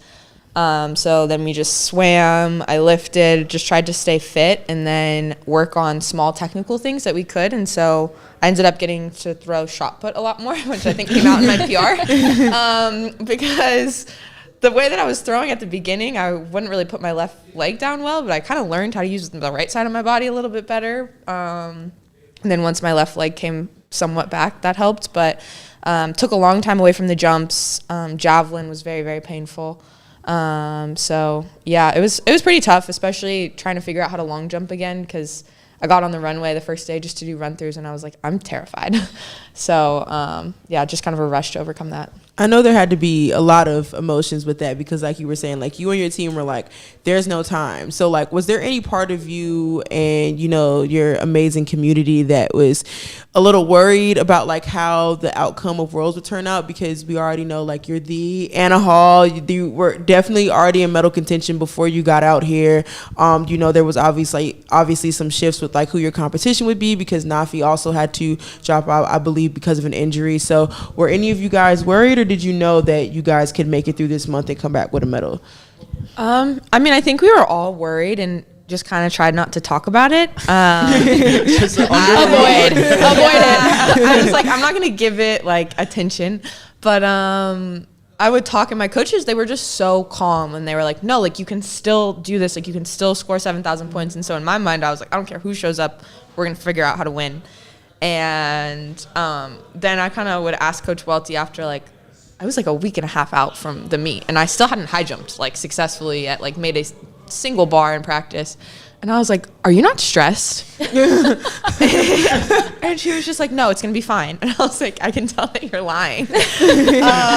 So we just all tried to stay calm and just kept hoping. We were like, one day it's just going to click. It's just going to click. And, then things started turning around after I did have a meltdown one day. That day at high jump practice, I threw the high jump bar and I was like, I'm not effing going. Like, we're not going. And then I walked to my car and I was like, I'm not doing the rest of practice. And then Such a mood on the pro side. I wish I saw that. no, you didn't. It's a different version. Should have got that on the Netflix series. I was ugly crying and like it was so bad, and I like was in the locker room crying, and like I think I put a screen, like I was texting my sister. I was like, I'm not going. Like, I'm so sorry you guys booked these flights. Like, I can't do it. And then I went and talked with my coaches, and I finished shot put practice that same day, and then decided like, yep, we're gonna do this. So yeah. So I have to know, because day one it was raining. That track was very wet. So what were your thought processes going into that day, knowing the track was wet and you just went through such a traumatic experience? Yeah, I was, as soon as it started raining, I like looked at Coach Welter. I was like, of course. And then I was like, okay, well, at least it's day one. Like, I don't know, hurdling in the rain has never really bothered me. And high jump, I was like, okay, well, if the conditions are safe for everyone else, it'll be fine. And I just kept telling myself, I was like, I don't have time to be afraid. Like, I don't have time to like think about that. And I'm so thankful that it wasn't raining on day two, because I don't know that I would have been able to deal with that fear, because I was already terrified heading into long jump. And so I'm really glad the board was dry. So speaking of like managing like a lot of emotions, like Josh was saying, like you just went through a traumatic experience, like it's raining on the first day, but like you have a very strong community behind you. I mean, if I threw a high jump bar in practice, I feel like coach would probably just kick me off the team or just say he doesn't want to coach me anymore. But everyone, She built up enough cloud at this point. They're letting her stay. yeah, but everyone seems to love and support you. Like they're willing to push you to like no ends of the earth, but like they're always willing to be right by your side as they take you through those things. So talk me through like what it's like having such an amazing support system. It's incredible. I think that day Welty told me, I was like, were you gonna let me quit? And she was like, no, like I know you would never forgive yourself if like you quit like 2 weeks out. Like we gotta at least go and line up. And I was like, okay, you're right. And so just the fact that she was like, the reason she didn't want me not to quit wasn't because she wants me to win a medal, wasn't because she wants the glory of like being a coach at this level. It was just because she was like, I know you're not going to forgive yourself. And the way that my coaches just rallied behind me, and every single person that I see for treatment in Gainesville, like as soon as it happened, we texted everybody and it was all hands on deck. Like I was rehabbing all day. It was appointment to appointment, swim, lift, more appointments, more treatments. People fit me in after hours. People let me take rehab machines home. And so it was a big team effort. And I mean, I'd walk around to the dining hall on campus and the head coaches of other teams were like, why do you have a knee brace on? Like, what's going on? And they were praying for me. And it was really just like such a group effort. And that's when, I just felt so humbled by that. And one day it was actually raining at practice again. And all my coaches, they like blow dried with leaf blowers the high jump runway, like so that it would be dry, so I wouldn't be afraid to try to high jump that day. And when they did that, I remember I looked and I was like, okay, we're gonna try to win this thing. Like there's no way I have these people behind me and like we don't show up and try. Was there like any pressure that you felt like you might have been giving yourself to show up despite like having the injury? Because I know like there were a lot of other athletes who decided to either take care of their mental health or take care of their physical health and opt out of the world championships. But like you said, a month out, like you ended up coming up with your own injury. So did you see those posts at all and be like, oh shit, like do I need to do what they're doing, or like do I just need to show up before everyone gets mad at me? Like I don't know. I mean, I don't think of myself as like a big enough deal that if I would have not come, I don't think people would have been like, I don't know, but I think otherwise. They wouldn't have been mad. They would have been mad, but they would have been very sad. You're a big enough deal that they would care. They would definitely care and be very sad. So I didn't really think about that part, but I guess actually seeing some other people like be like, oh, I'm injured, can't go. It did kind of make it an option in my head where I was like, I don't have to go. and then I was like, no, like I want to go really badly. But no one told me I could just not do several events. No, it did a little bit make it where I was like, oh, like, okay. But no, then I ended up just, talking through everything with my coaches. And I was like, if I go down, like, I'm going to go down swinging. Like, I would never forgive myself if I didn't do everything that I could. So obviously before the accident, you're thinking, I want to win the gold medal. Then you think about not even going at all. The idea pops in your head. But then you come here and you win a silver medal. I think you described it as bittersweet afterwards. But if you go on, have a wonderful career, win many, many gold medals after this, will this silver always be special for what you had to do in order to earn it? Yeah, I think it will. And I think the last month I had to like learn a lot about myself and, toughen up a little bit. And it was really easy right when it happened to just be sad and like, why is this happening right now? I have the worst luck ever. And just to kind of work through that, I think is going to make me tougher in the long run. So, right now it like hurts to be like, oh, I'm so thankful for this experience. But I know that down the road, I think it's going to be a big tool in my resource box. So, I'm thankful for that, and it'll always be special in that way. A couple of days ago, we had Shari on our show, Shari Hawkins, and we were talking to her about the schedule. Does the schedule bother you at all? Do you wish that it was set up a different way? Because I know you guys had, I think it was 3 events in the morning session, and then you ran the 8 at night. Yeah, it's 2 in the morning and then the 8 at night. Yeah, like 5 hours later. The schedule, I mean, I've just never really thought about it being any different because it just kind of is what it is, and it's the same for everybody. But it is tough, and I think That's part of why, like, the championship best, I didn't even know that I ran that in the 800 because I just assumed it would be faster than that because the world best, I think, is like 2 flat or something. And I was like, oh, it is really hard to run a fast 800 at the world championships because we all got 4 hours of sleep. We've been out here, you know, all day.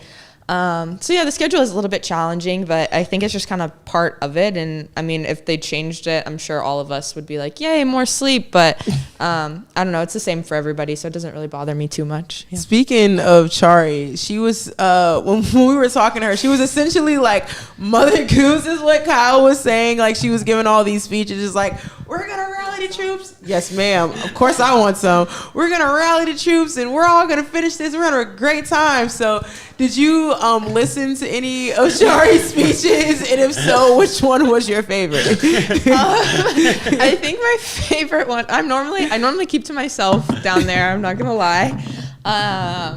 There's moments where I'm like, oh, we can joke around, and then there's moments where I go in my little cubicle and I'm like, okay, I just need to be alone.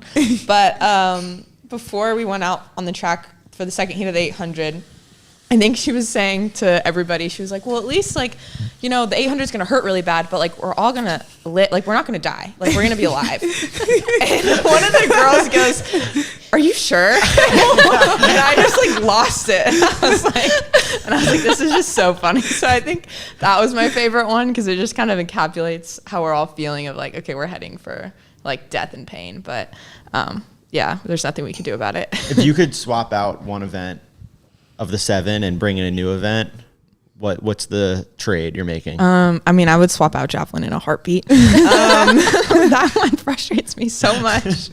And then I would definitely bring in some type of run, just because that would benefit me. But yeah, maybe add like the 400, just to make it a little bit more running based. I think that would help me out a little bit. But maybe the 400 hurdles, yeah.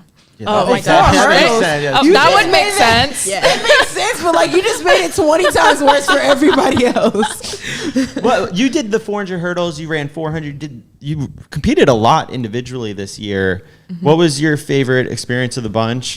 Was it tempting to like drop 6 events and focus on one at some point? I know a lot of multis have done that in off years before. Yeah, I think I don't see myself doing that, at least in the near future, but it's definitely tempting sometimes when you're at practice and I've got 3 sessions in a day and, you know, everyone else has like 1 or 2 and, you know, they get Saturday, Sunday off and you're at the track Saturday morning dying. And I think sometimes then it's tempting just knowing that, you know, my lifestyle would look a lot different if I wasn't a heptathlete. But I've like got to see it through, you know, I got to see it through, my boy. I've got to see it through. So, yeah, I don't see myself doing that anytime soon, but I could definitely see, you know, maybe if I accomplish everything that I want in the heptathlon in a reasonable time where I've still got time left on the track, just pursuing a running event or maybe a jump. I just imagine teammates complaining to you, like, I'm so tired. And then they're like, oh, I'm sorry. No, they know. I was talking to. I do that all the time. I do that to Annie all the time. I'm like, I'm so tired. And then I look over at Annie and I'm like, girl, I'm so sorry. Let me shut up really quick. I'll walk away. No, yeah, they know. And sometimes they'll be like, oh, I just got jogging stride today. Like, do you? And I'm, nope. I've never had a jogging stride day, actually. So you've gone to travel all over the world, lots of places, in a short period of time. Where's been your favorite food so far? My favorite food was Italy. I mean, they've got a leg up because I love pasta and pizza. So, yeah, that was definitely my favorite. Where's been the worst? Oh, jeez. I gotta know. Where's the worst? Think about your answer very, very much. Where do you never want to go to again? I mean, I answer mine all the time. Okay. Like, I did not enjoy being in Beijing, and it's not because I had They the gonna food. come get you. I mean, my coach coaches them, so I'm whatever. But it wasn't because of their traditional food. It was because they were trying to mimic making American food, and it was horrible. Okay. It was absolutely horrible. I would say I think my least favorite food was in France. Love you guys. But I think I had the wrong places. I know, we're going to Paris next year. So before we go, can everybody send me their recommendations so I go to the right place? I think I had the wrong food there. Good save. It's Great save. That's an easy save. Everybody tell me what I should try. Someone media trained her. Yeah, flipped it. So, Anna, as we start to wrap this up, as we've been learning so many amazing things about you, whenever your career is said and done, like, what do you want people to like know like the most about you, or like what do you want people to remember about your career? I think I just want to be remembered as somebody who was a fighter and who always, just showed up and gave their best. And I know over the course of a long career, that's not always going to be the gold medal, and that's not always going to be, the record. But somebody who just laid their heart out every single time and in lots of different events, and maybe did like crazy doubles that hadn't been done before, or ran on relays and did other things that, people in the past haven't done. Yeah. Has Jackie Joyner given you any words of advice? Tons. She has like spoken into me so much, and I think the biggest piece of advice she gave me was just, not to fixate too much on the scores and the records. And she was like, that's a lot of pressure, and, they will come when they come. And just to keep fighting always and focus on, how I can improve in every single event and not let kind of like the noise get to me. And, she's already given me some pointers for going into an Olympic year of like, there's a lot of people pulling at you in many different directions, and, these are the boundaries that you might have to set. And so I'm really thankful for that. So we've been sipping on champagne, but we do want to just say cheers and congratulations. Cheers. And then I have to hear, like, how have you celebrated? How will you celebrate? Where do we go from here? I actually haven't really done anything yet. I went back to my family's apartment with them after, and so honestly spending time with them was a celebration for me. And then I've been just really busy doing a lot of kind of media obligations, which has been super, super fun, and then just trying to recover with my body. This isn't an obligation. You wanted to do this one? Media privileges. Once again, way to flip it. And we're teaching you something. I was going to say, like, it's my first, everybody does kind of speak of them like, oh, but I'm like, it's my first year, so like it is exciting and fun to me. But yeah, now I'm finally starting to get a little bit of my energy back, and now I do feel like doing something to celebrate. So I'm sure I'll be having some fun with my friends this weekend. But honestly, like the 2 days after, like you couldn't have paid me to go out or anything. So I wasn't ready yet, but now I am. And then no more competing the rest of the year, or no? Yeah, we're gonna shut it again. Or we're gonna shut it down. I wish. I wanted to maybe finish out the year on the circuit, but. With my knee and everything, we think it's best just to take 6 weeks off, rehab, and get healthy so that we can get back to training for Paris. Gotta get a gold medal. We're on a campaign for next year to put Anna on the 4x4, by the way. Oh, God. That's my campaign for next year. That's the controversial. Well, Anna, thanks so much for sitting down, joining us. I don't know if you've tried all the food in Budapest so far, but let's see where they fall in your ranking. Hopefully, if you don't like it, you don't mention that to anyone until after you're gone. The Hungarians will I'm come so sorry. I'm so sorry. I've had pretty good food here, so you should be okay. Yeah, I've liked the food here. Yeah. Cool. I feel like all of Europe, they have good coffee and they have good pastries. Yes. So. The coffee. And I Coffee love addicts. Yeah. Let's wrap this up. Before Grow we up, take the coffee Caitlin. commercial. All right, we'll be right back. CITIUS MAG Live. We're going to be sitting down with Rye Benjamin and Trevor Bassett. So see you in a moment. E6. Sound mind, sound body. 365 days. 1 year until history is made.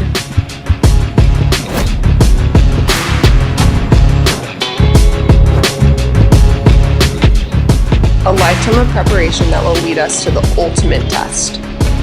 365 days until we show the world what a sound mind and a sound body can do. See you in Paris. Stability never felt better.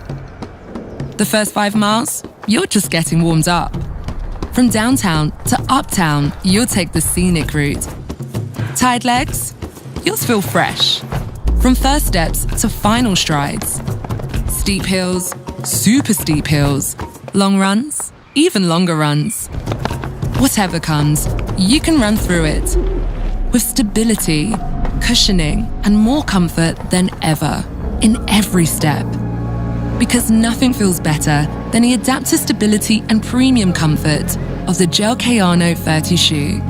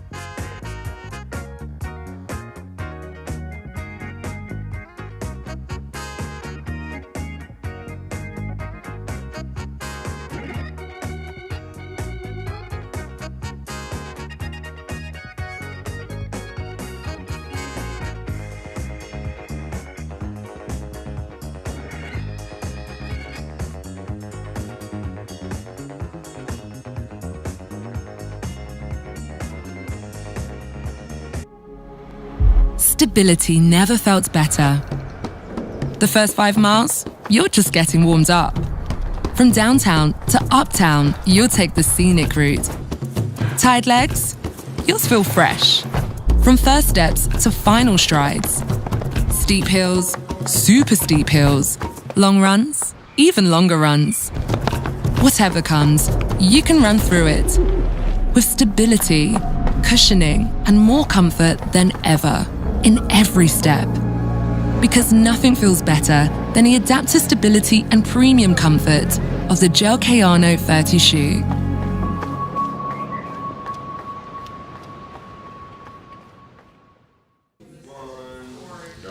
All right, and we're back with 2 returning guests on CITIUS MAG Live. Last year in Eugene, we had these guys in our backyard, and now I'm super thrilled to be joined by 2022 400 hurdles bronze medalist Trevor Bassett, finalist this year. And we've got Rai Benjamin, Olympic silver medalist, last year's World Championship bronze medalist, silver last year. And now this year, bronze. So there's only one missing in the World Championship set. Yeah, it is. Yeah. All right, so you guys. And good interview. Thanks, Chris. Great opener. Yeah.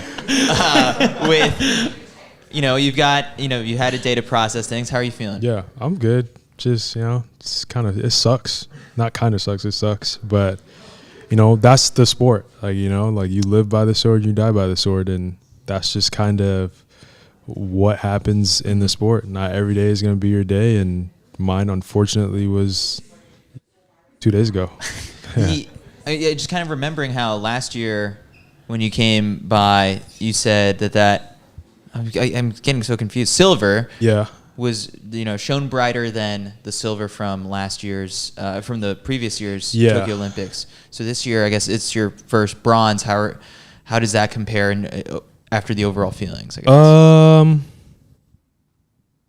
I don't know. It's like this season's been tough. Like I really raced.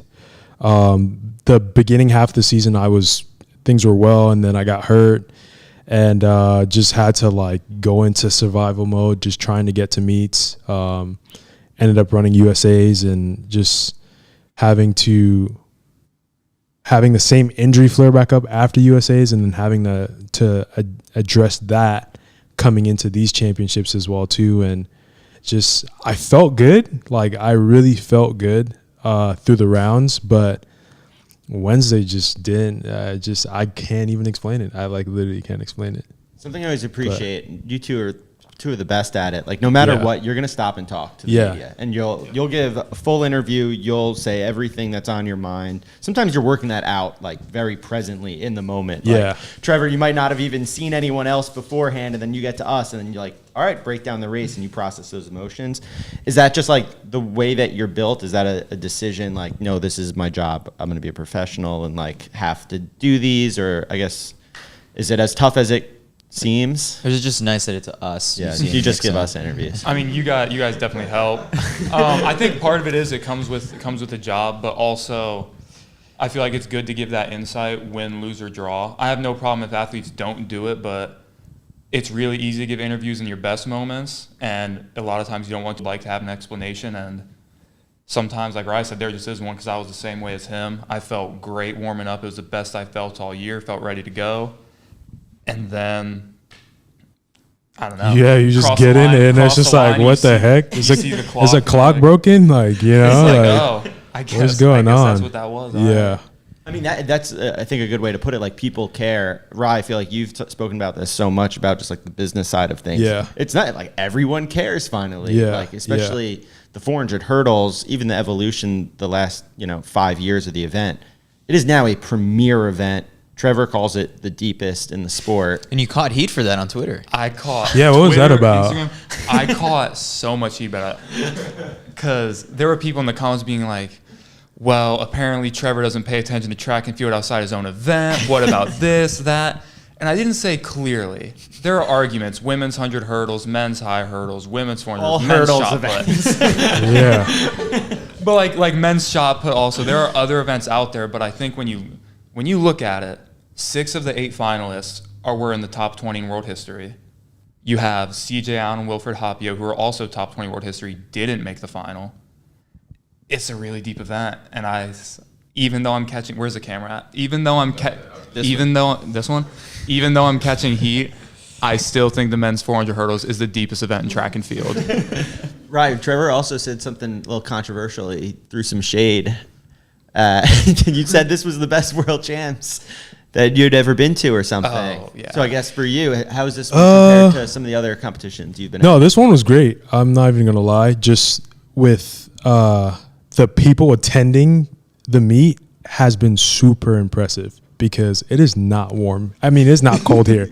It is very, very warm here. And I think the most impressive thing to me was day one, just coming out, and it was like probably like 89, 90 degrees, and it's humid here.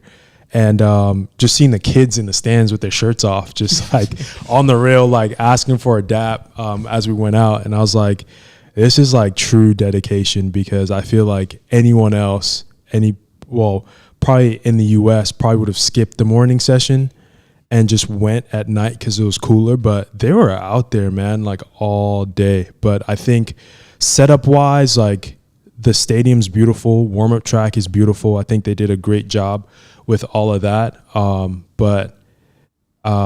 Yeah, and the crowd's been like cheering a lot. But I think just decibel wise, I mean, maybe it could be louder, but I feel like Eugene was like crazy last year. I'm not even gonna lie. Like, it was actually crazy whenever I mean, we were on home soil, so maybe that added to it. True. But I don't know. There hasn't been a moment that matched like you talked about last year when we were running down the Bachelor's final, them chanting USA. Yeah, that was crazy. Yeah, that has not been topped. I will say that. Yeah.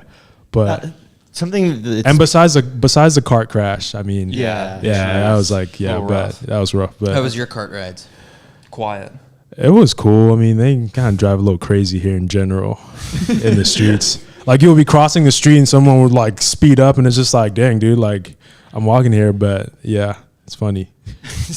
something. Speaking of the crowds, you both always, not afraid to interact with some fans along the way. You always take your headband off, and sometimes but you don't always give it away. Yeah, I gave it away this time. This time you gave it away. Yeah. How many did you bring with you? I brought one. So I wear one headband all year, and I don't care how dirty it gets, I won't wash it.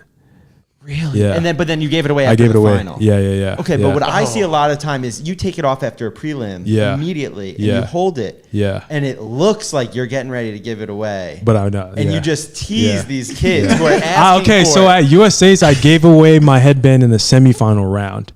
Okay. I gave that headband away, and then kids always ask me for that white one after the final, and I'm just like, no, I can't give it to you because I got to wear it throughout the rest of the season. To explain this to them? But but after World Champs, it's just like everything's just so anticlimactic after, and it's like, why are we having our championship almost in like the kind of the middle of the season, but not, because I think it's China, Brussels, Zurich, and pre-after. Like we still have. When Rye goes in on this. We still have to go. It's a good point. It doesn't Yeah. make any. Hey, we got the Super Bowl. Yeah. But we're playing again. Yeah, next after, week. like that makes no sense whatsoever. But I mean, however they decide and however the decisions are made, like they're made. But and I think that also has to do with the science of the sport. It's like we run pretty much 10 months out of the year, 10, 11 months out of the year, if you're running distance, of course.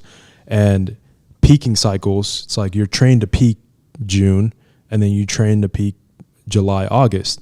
So if you're having all these meets on the schedule, then it makes sense to put World Champs in the middle right there, but still, like theoretically, like it just makes. This is one of the points that you ran on, right? Benjamin for president. Yeah. That's what would get my vote. Yeah. You got a lot of ideas. You've taken some heat though this year at times for, I guess, being so transparent, but you've also gotten a lot of compliments for it. Yeah.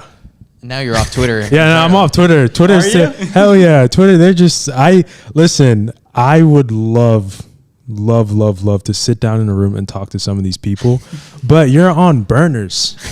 Like, don't come for me if you're on a burner. Like, you know what I mean? Like, it's so stupid, and like everyone seems to have an answer for how I'm running and how I feel and my mental, and like, oh, he's mentally weak, and I'm just like, what are you doing? Like, you're not in this final, like you're not doing this, like, you know what I mean? But it's like, I like feel like we have to get to a point where we need to like progress the sport, and just talking about it isn't gonna be enough. So like I told some of the higher ups that run the meet, I was like, yo, why are we wearing these bibs, man? Like, even the medal ceremony, like they put a bib on me, and I was like, yo, I'm tired of seeing these bibs. Like, get this stuff off me, dude. Like, it's so stupid. Save the planet. This has been a recurring theme with Ryan this year. Yeah. It's the hip numbers, it's the bibs, It's the planet. I mean, just even at USA's, I think like you took it off like right at the start line. Yeah, it was just like flailing there, and like now I'm littering on the track, just adding to the disaster. Like we're all it's just so like what lane I'm in, and you know what I mean. Like we're in an age now where it's CGI, like put that stuff on the TV, man. Like you animate the names in the lanes, right? If you watch the broadcast, like everyone will know. As a broadcaster, it is your job to know who's in what lane, and I understand like, okay, like the fans want to know, but you could display the names on like the Jumbotron, like it's not hard to do, but I guess just counterpoint.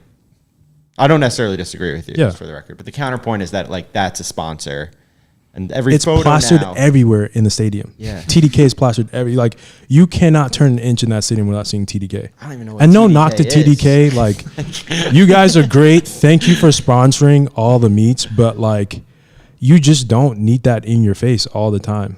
Like, you know what I mean? Yeah. And yeah. So what was the straw that broke the camel's back on Twitter? Or Like that you're You're like, done? I'm off.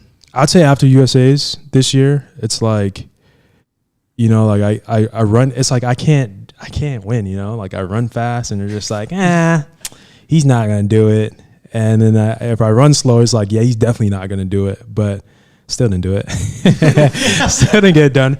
So like they're right, but I mean, like I know what was happening. So like for me, it's like you guys don't know the full story, and like the trials and tribulations of the season. So it's, yeah, I just kind of like was like, all right, whatever. For my mental health, I'm going to get off this app right now. But I'm back. So You're going to be back? So yeah, I'm back on Twitter now. Yeah. So forget all of that. Yeah, forget all that. What else do you want to get off your chest in terms of like things you would fix in the sport? Besides the bibs, That would do and a the lot. hip numbers, yeah, that'd do a lot. I mean, there's definitely a lot we could definitely change, and that conversation will probably go on for hours. Like we can get into just, you know, having like the funding of it, like just how we break things down, marketing as well too. But You can tell us if you want, like what we can do. I mean, you guys are doing a great. We're open. Honestly, like you guys are doing a great job, and I feel like that's part of, like Trevor said, like that's part of the reason why it's easy to stop and speak to you guys, because like we're comfortable with you guys, and you guys are not asking us like these weird questions in the media room. And it's like, I had a question from a guy. He goes, "Yeah, Karsten said that the American guys are really cocky and they like to showboat and blah, blah, blah." And I was just like, what? Like, I don't, like, Trevor? Trevor's really Like, nice. Trevor and CJ Allen, who doesn't talk to anyone whatsoever. Like, CJ's like very, like, to himself, and he will talk to you, but, like, he's not cocky at all. And I was like, I don't think that is necessarily, like, a fair representation of these guys.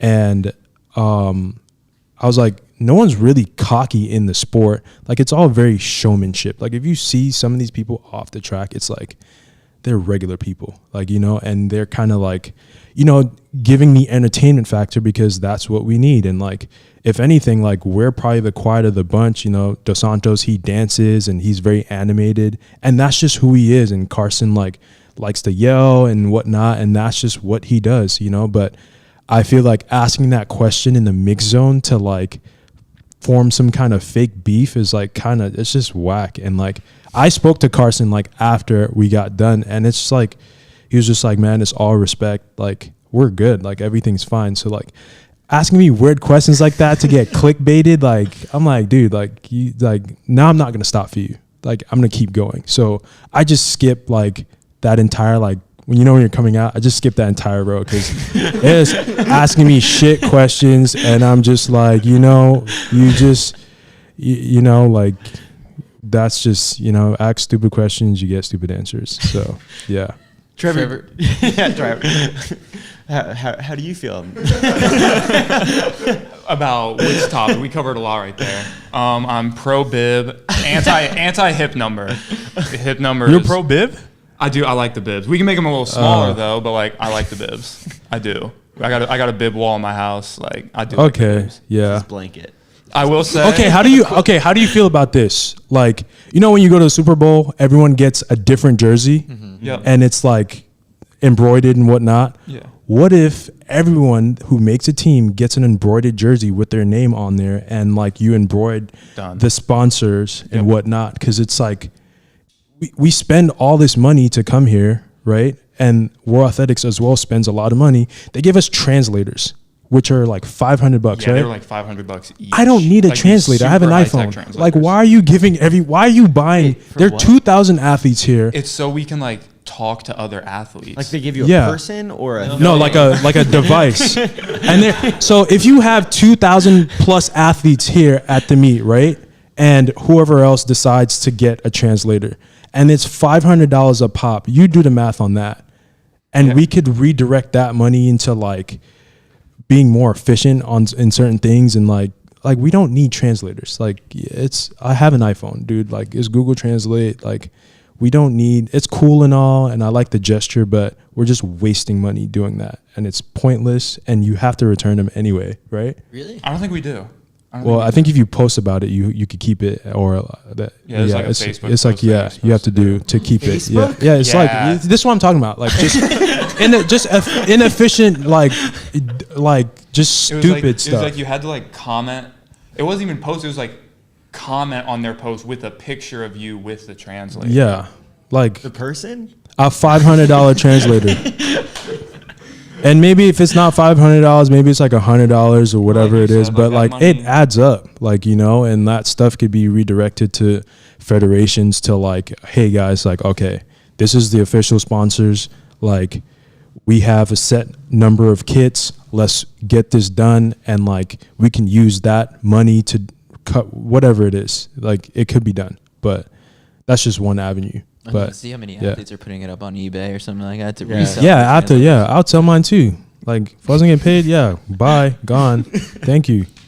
So you were talking about how some people are trying to pit the Americans against others. Do you feel like you're an enemy as like an American No. here? Because there's a lot of other flags in the stadium.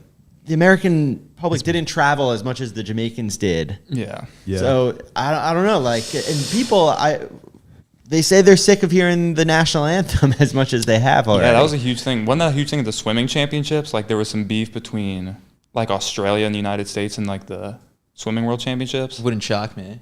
I think I saw something on Twitter about it, like one of the Australians was like, "We're tired of hearing the U.S. national anthem. Like they're ringing a cowbell before their athletes go out, something like that." Well, Oh, wow. I mean, it's being played a lot here. Trevor, you're Yeah. deep into Twitter. Dude, You might need a break. See what I'm talking I about? spend a lot of time on Twitter. But Twitter's funny. yeah, we don't travel at all. Like it's actually insane that we don't travel. And you see, you know, the Jamaicans are really, really passionate about track, and they will travel, and they will travel deep.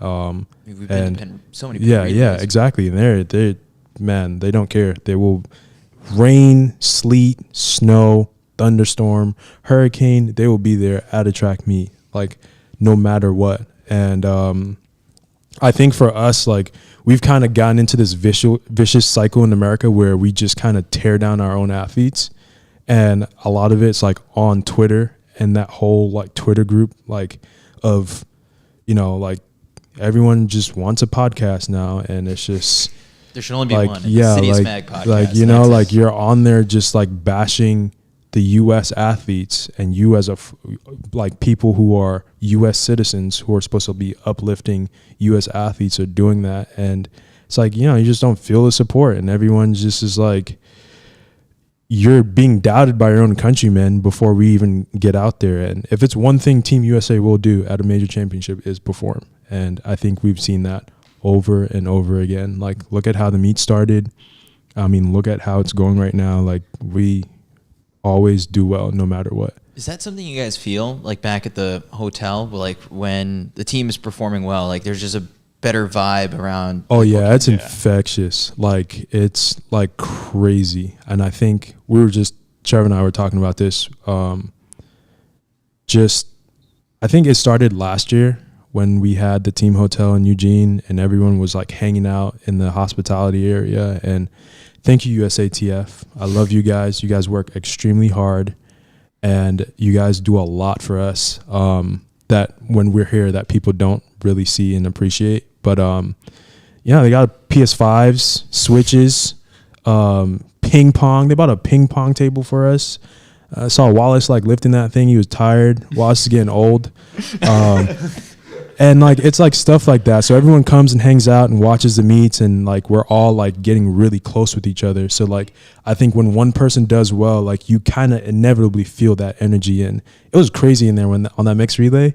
And I think that really set the tone for the entire meet. And it's just been like fireworks since then. We were just fixing the sport, obviously. We did it again, once again. The four of us, yeah. We sat down and fixed it. But then also talking about a momentum thing, and something that I kind of flip-flop back and forth on is there's this idea of like the sport's dead and it's dying. But then it's kind of like a self-perpetuating cycle when people talk negatively of the sport rather than hyping it up and be like, this is so cool. I guess, like, where do you land on that narrative of being critical of the sport as a whole and its perception in the U.S., but at the same time being opening, welcoming, trying to give people that FOMO of like, you should be into this. This, like, you should travel. It's amazing. It's worth going to the World Championships next time around. Tokyo. Yeah, I think you have to find that line. Like, you can be critical of the sport without tearing it down. So like all the stuff Rye's pointing out are very good things that we can fix. But him talking about all those things, that's not going to make someone not want to tune into track and field, especially United States track and field. Whereas, like some of the people he'd mentioned that are tearing down the athletes, that's going to make people not want to tune in. So you can find ways to point out what needs to be fixed and how we can fix it without necessarily demeaning the sport or taking away from it. And that's how it is for all sports. Like the NFL can fix things, the NBA can fix things. But you don't see people being like, oh, like, I'm not going to watch the NFL now because the first down line's wrong sometimes, like, or whatever the thing is. Yeah.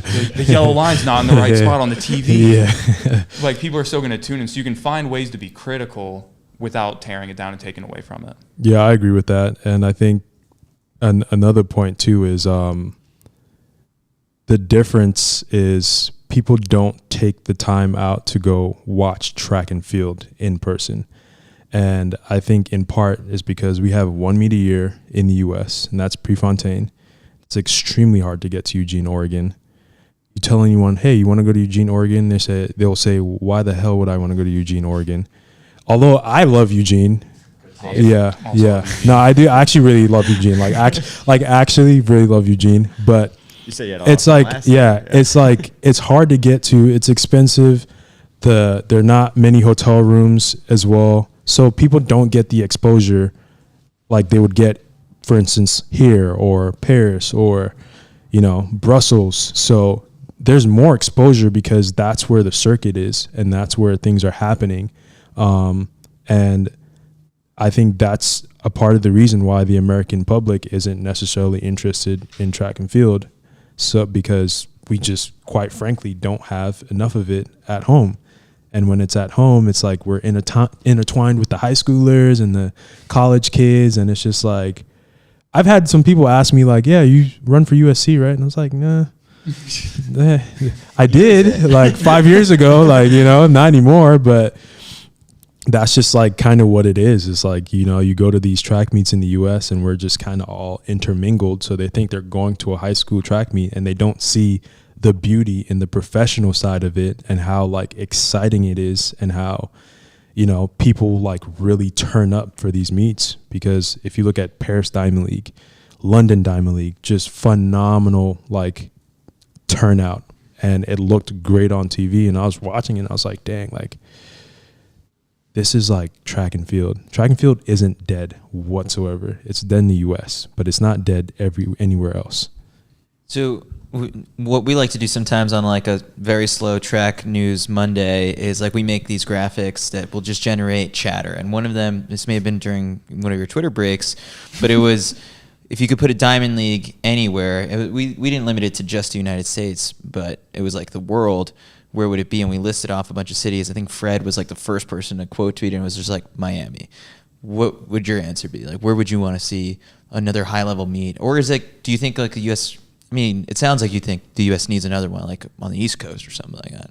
I mean, there's New York. Yeah. New York. Yeah, New York Grand Prix. And I think that gets a good turnout because of the demographic in New York. Like, it's mostly Caribbean people there. So a lot of Jamaicans will come out and a lot of different people from Caribbean nationalities will come out as well too. And it's a great meet, but like I grew up running at Icon, and Icon's a hit or miss. Like, it's either you're going to get a strong headwind or a strong tailwind, or like something's going to be legal or something's going to be extremely illegal. Like, I'm seriously, like, that's just because it's right there by the water. So there's not much to mitigate that, but it just happens. But I'll go with LA. Like, I feel like we should have had Worlds in LA at some point in this whole cycle, because it'll just be a precursor for 28. And like LA is very easy to get to.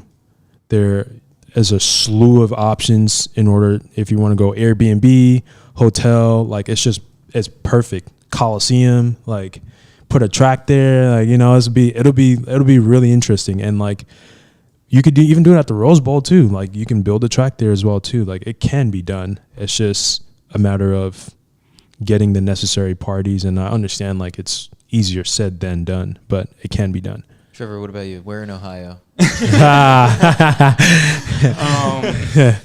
Ashland. I think if you could put one anywhere, I feel like the easy answer is Vegas. Ooh. People are always in Vegas. That is true. You can let people bet on the races there. That is people true. love betting on horse Wow. races. Because what you can do is Trevor you can have Bassett. people. So smart. No one talks about how smart Trevor is. That's pretty So yeah. listen. I've thought about this before. Yeah.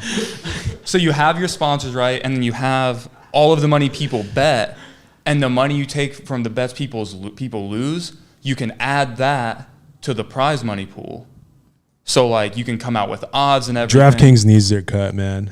Yeah, that's what I'm saying. Yeah. So like there's ways to do it. DraftKings came out with odds for this. If we could get that for every meet, and at least every meet in the US, whether it's USA Championships or the New York meet, any of the Grand Prix, I think that's great. People love betting on horse racing. People love betting on sports. We're human horse racers. We're human, yeah. So I think Vegas is an easy Raceway. Yeah, I know, right? When DraftKings like puts out the odds like for, you know, the race here, it's hard to sometimes ignore when you follow CITIUS MAG and we put up a graphic about it. But does that come across like sort of like is it a text from a friend being like, yo, you're plus, you know, whatever it might be? I got that Olympic year. Yeah. And I'm just like, I don't even know what that means, man, because I don't really gamble. But part of me kind of hates the fact that we're kind of relying on, like, I wouldn't necessarily call it degenerate, but like you can get pretty degenerate when you're gambling. And like, I just hate the fact that we have to rely on that to like bring interest in like this. Like if you guys see like the stuff that happens and like you follow it, like it's crazy. It's already interesting on its own. And that's why I like that we're getting the whole Netflix thing, because now people will actually see the insights on track and field and what it takes and what we've been doing. So I think that will really boost the American audience. But I like the Vegas idea, man. Vegas is good. Yeah. So something that we've said this trip so far is it'd be great if we could bring this sort of intensity to covering the sport year round, right? Like, and we do, but we're not set up in a suite at every single meet. Yeah. Because truthfully, like we don't have that money. Yeah, like but that's what I am. Like it's a real thing. Like I would love to be at every single Diamond League meet, right? Yeah. Like it'd be really cool if CITIUS was we're able athletics. to come. What's up, man? You guys are killing us here. But especially leading into 2028, and we're Yeah. peeling back the curtain here a little bit. Tell me if I go too far. But like leading into 2028, it makes sense for American audience, and you know, which is we're an American media outlet, to have more coverage at the Diamond League meetings, right? We made an effort really, this year. It's difficult. We're doing it, but it's really difficult to become a media outlet in a sport that doesn't have a ton of coverage and that is very protective of all intellectual property. So like if we want to cover meets, we have to oftentimes be there creating our own content. But like it doesn't make that much financial sense for us to be at every single Diamond League meet. And so like our entire offseason conversation right now is like, how do we make it financially viable that it makes sense for us to be at every single Diamond League meet? But it's kind of like a chicken or egg situation. Right. Whereas like if we want it to be as popular that the numbers would support it, but like how do you get to that point? So I don't know. I don't know if you have any ideas for us. But one idea was fund me. One idea was the gambling idea of like, hey, you know, if we can get a one of these many sports books who are already laying down. You guys want a sports book?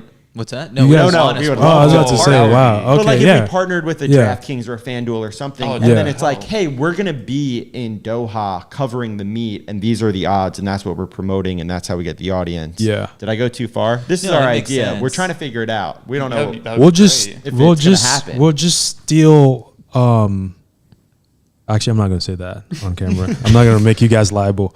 But there's another media group who they have a lot of colleges.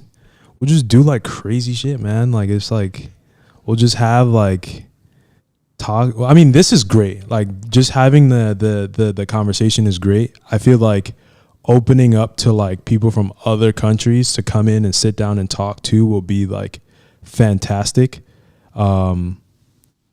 Because now like it's you're not just only because has anyone else come in from any other We had country? Josh Kerr here from Yeah. Great It's Britain. generally always Yeah. American. It's heavy American. Yeah, it's heavy We had Americans. Shelly Ann last year. Yeah. So I feel like, and that was fun. Like, I feel like if you get other people in from other countries, so now people are seeing like, okay, yeah, people are going to these CITIUS guys because they feel comfortable and they're like, I would say you guys are probably like the leading voice in the sport right now, without a doubt. Hey, No, That's a nice 100. compliment. Yeah. I'm not making that up. I said that last year. Yeah. Trevor's wife kind of works for us, so like, Yeah. it's a little biased. Yeah. over there. Shout out Harley. Yeah. Like I think so. Like like they kind of funnel you through the media and to talk to X, Y, and Z. And I will always stop for you guys. So, I mean, I feel like if you have this product, and this is what I'm saying too, it's like World Athletics as an organization, like you have this product that's great and it has so much potential. Like, why not invest in it? You know what I mean? And it's like, I'm not going to sit here and act like I know all the schematics of how World Athletics goes about like their production and promoting the sport and whatever. And they have their own thing too, as well too. But like, I just like even stopping for them too. It's like, this is kind of like, I just don't really feel like talking to you guys. Cause it's not that interesting. And it's like, you guys have this product and like you can invest in it and people love it. Like, why not do that? And I think that just speaks to like them not wanting to venture out the comfort zone a little bit. Right. But yeah, Kyle I don't has know. thoughts on Yeah. So my thought oftentimes is everyone's very protective of their piece of the pie. Yeah. And everyone's trying to find like their direct ROI. But you have to look a little bit further down the right. line. Like and I'm not saying this just for CITIUS. Like, of course, I hope like everyone wants to partner with us and like give us millions of dollars. Like, that'd be sick. But just in general, it's really important from a World Athletics or a USATF standpoint that there are lots of media outlets who are interested in covering sport and creating content. Like, you want as many eyeballs everywhere as possible. And if you are trying to monopolize it, then it's limited. Yeah, it is. And so, these are conversations that we are having actively behind the scenes to try to figure out. But it's like when CITIUS wins, when Let's Run wins, when Flow Track wins, like when more and more people are watching all of those media outlets, then that opens the door for more media outlets, millions of more impressions, and ultimately more people attending the Olympic trials, more people attending world championships, more people signing up for USATF membership, more people signing their kids up to run youth track, and like it all wins. And it won't be a direct thing of like, hey, we partnered with this media outlet and to like make sure that we had someone covering the London Diamond League with the same intensity that we do the world championships. But in 5 years, if you're committed to that, then the ball will start rolling. Yeah. And then now you kind of just flush out the people who are just clickbaity and just not putting out good content, because there's a lot of not good content out there. And I feel like promoting track off beef, it's just like, we don't fight each other. Like, we're not the MMA, you know what I mean? Like, if person X doesn't like person Y, like, okay, like, why, like, go on Twitter or anything else to like promote that and say, yeah, this is good for the sport. Like, at the end of the day, like, they're going to have to run against each other, and whoever loses, you know what they're going to do? Shake each other's hand and go about their business at the end of the day. And now the beef is dead. And now you just keep perpetuating this whole like excitement off beef instead of excitement off actually running. Like that's what we're here to do, run. And I So- think that's. I feel like we're just talking. No one's watching this, right? It's just Ryan. Yeah. But I do think We're not live? So I can curse? I'm just kidding. But I do think that is a challenge, is being able to talk in such a way that you're creating interest without Yeah. relying on beef, and also talking about not negative performance, but bad performances in such a way that you're not tearing someone's humanity down. 'Cause it's like, hey, look, we're still going to analyze a disappointing race. Like we have to. That's the job, and that's interesting or whatnot. Right. But can you do it in such a way that that person doesn't, snub you in the mix zone the next time around, or still want to come down and sit with you on a show like this? Exactly. So it's a balance, and that's, we probably messed up before. I'm sure we've pissed someone off. And look, we do prediction contests, and sometimes we pick people that we don't like, or we pick people we do like to not win, but it shouldn't be personal. That's just part of the conversation. Yeah. So, I mean, the two of you should run for USATF. Just two Westchester guys. Yeah. Yeah, I know. Saving the sport. Yeah, that's the key to all of it. All right, so what else do we have coming up with you guys? Is the rumor 4x4 relay pool for both of you, or what? Yeah. 4x4 relay pool. How's that feel, I guess, for you to potentially come back after last year? You had your leg all wrapped up when you were I on the did. show with us. Yeah, I was done for last year. But feels good. Go close it out with the guys. And it's just, I'm actually looking forward to the little team trophy ceremony after. Like, that's going to be great. We're doing that again this year? Yeah, I think. What do we I have? hope so. Seven? Yeah, I Are we hope at so. 7 now? 7 golds? 7. Oh, golds or overall? Yeah, I I think for sure we're win far one. ahead up on the medal Spain's table. at 4. Race walk. Oh, 4 golds. that's over. I think we're, because we won silver, bronze last night, throws, and because it's combined. Yeah. Yeah. Throws, So, and then about we have Noah, Ariane, and Kenny going tonight as well too. So, like, could be a sweep, could not, but we'll see. 33 And was the then, number last year? I think 33 was we're the gonna number, hit and the that was the record. right? Yeah, and then we have Sha'Carri, and Gabby tonight as well too in the 200. So, Jasmine Moore in the and Jasmine, jump. Jasmine and who else am I missing? Katora. And Katora, Katora. yes, KO. I have to Yeah. ask, right, watching the 400 last Okay, night. yeah, I was gonna say, like, you have this idea. I mean, Spicy. then this was me speculating. I'll just ask you, like, a couple of injuries that you've had, in any way related to hurtling? Yeah, 'Cause so you're so I'll good at just the flat 4. Yeah. Like, you're in that race. Yeah, So yeah. does any part of you ever think, like, maybe I'll just try to win that? no, because I feel like that's just quitting. I Like, love that. Awesome. that's just like quitting. And I'm not really like running from the event. Like, people associate like a gold medal with like this level of success, and it does show that you accomplish something. You're world champion. No one will ever take that away from you. But like, at the end of the day, like, some world champions don't ever repeat. Like, you just had this one good moment, and that's just it. Like, and I don't really base my career off that. Like, I feel like what we've been doing in the event, it's just crazy. And I feel like anyone that hasn't taken the time out to really sit and appreciate this and go like, yo, like, these dudes are like actually out here. Like, we ran like his time would have won world championships 10 years in a row. Like, just go all the way back. Olympics, worlds. Like, we did that in the prelim, jogging. Like, I'm jogging, like, seriously jogging. I don't know what happened in the final, but yeah, like, it just, yeah, but like, that's what's happening in our event. So, I mean, it's just kind of crazy. But for me personally, like, I don't necessarily like equate having to change an event with having to decide what my legacy is in the sport. But I mean, looking at it last night, I was like, yeah, like, dang, like, I probably would have done well in the 4. But I'll tell you the full story of how, like, I got hurt Mount Sac first meet. There's a nerve that goes from your SI joint to the front of your quad called your rectus femoris, and that thing has just been pissed off all year. Can't run, couldn't do anything, and had to go to Germany, get it fixed. Came back USA's, and got through USA's, and then after USA's, it flared up again, and had to go back to Germany. So now I'm like, you're missing all these important blocks in that last month leading up to training, and you go to Germany to get this treatment, and I can't practice. Like, I'm actually like there. Like, I don't know if you guys saw the Bolt documentary, but like same thing.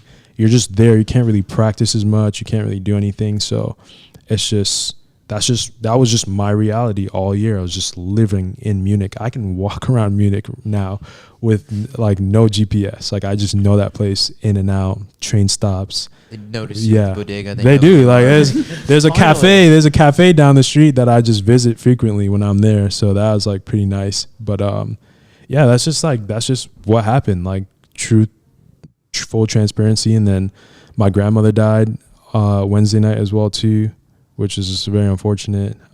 So it's just been like a lot, and like also other things. Michael left training camp, so having to mentally like adjust to that as well was just kind of a lot. My best friend died as well too. We were just talking about him out there. Yeah, he died in June, so that was also very rough as well too. So it's just navigating through like the distractions in order to, because what we're doing now is like, you gotta be sharp. Like, there's no room for error. Like, you have to be on it in order to be either win or be in that top 3. So it's just one of those things where you have to have a perfect year, and 21 was damn near perfect for me. So yeah, I think that's such a good lead into the idea of what we're talking about. You have to be respectful of athletes because you have no idea what's going on outside, right? It's not like a team. It's like, oh, this is the best baseball team, and they've got 15 guys, and someone's having a tough year. You can sub someone else in, and it'll still be you're the team. Like, you're that's one it. athlete. So one thing is going on outside of life, let alone a million things, and it impacts you, and it's like, you got to remember that. Yeah. They have all these cameras following around, the 100, 200 people. Did you, at any point, like throughout this whole entire year, have you felt like, man, this would have been a crazy season? It would have been I think any season would have been a crazy season. I feel like following anyone in track and field would have been crazy because everyone is always fighting this hidden battle all year. Like, I'm sure like Trevor made a huge change in his life this year, got married, like moved to Florida, and had never been there before. Yeah, living in Gainesville and new training group, meeting new people, getting adjusted to a new training program. Rye loves Gainesville, like, by the way. Hate that place.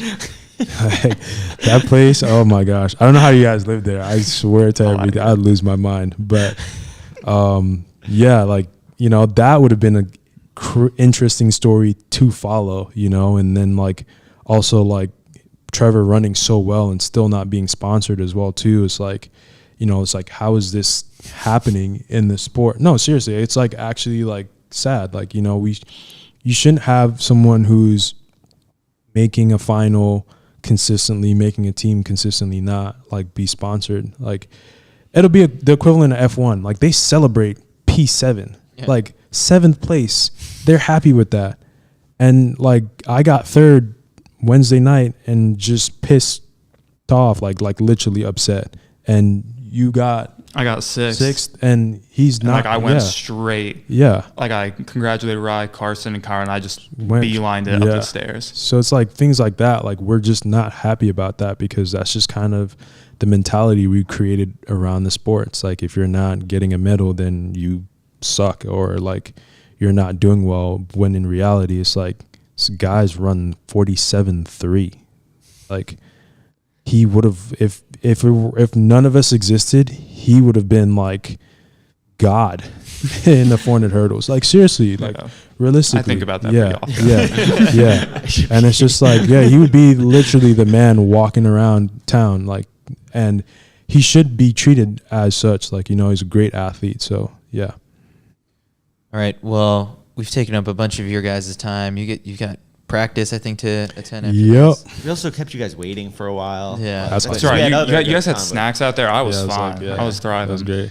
Rye, Trevor, thanks so much for doing this. And I look forward to part 3 in Paris next year, part 4 in Tokyo. Let's make this a tradition. Yeah. We're going to try to find that funding so we can do part 3 even earlier. You guys can come down to Gainesville. It's great. Netflix people, season 2, 400 hurdlers maybe. Maybe. Yeah. I got I did a little snippet with them like yesterday. So You'll be in. probably not, but yeah. I've been in the background of some shots, so I'm hoping I sneak in there. Yeah, I hope I sneak in there too. Like, hey, be like the Leonardo DiCaprio meme where he like sits up and points at the TV. Yeah. It was just like, yeah, he's like that. Yeah, no, it would be crazy. But All right. Coming up after this, we've got world champion Laulauga Tausaga Collins coming in with Caitlin Hutchison and Jasmine Todd. It's going to be a good one. This one's going to be wild. Can't wait. Wow. E6. Sound mind, sound body. 365 days. 1 year until history is made.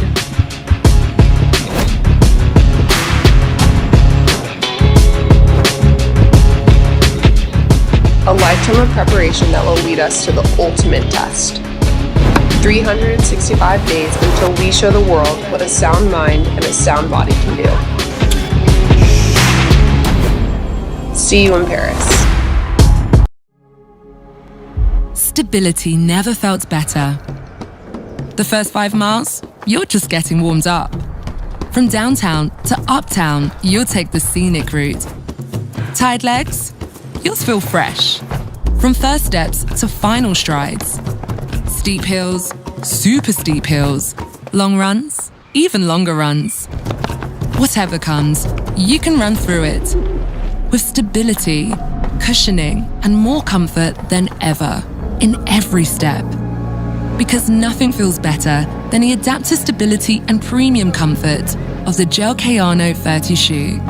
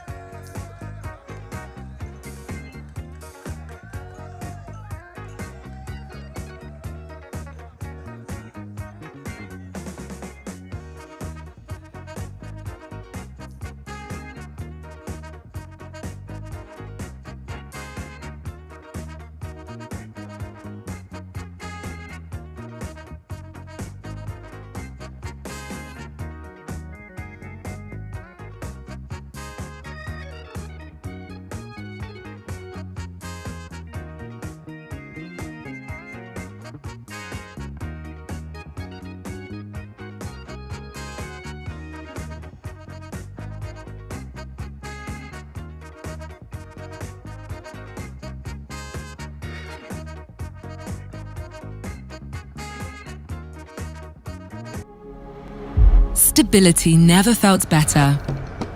The first 5 miles, you're just getting warmed up.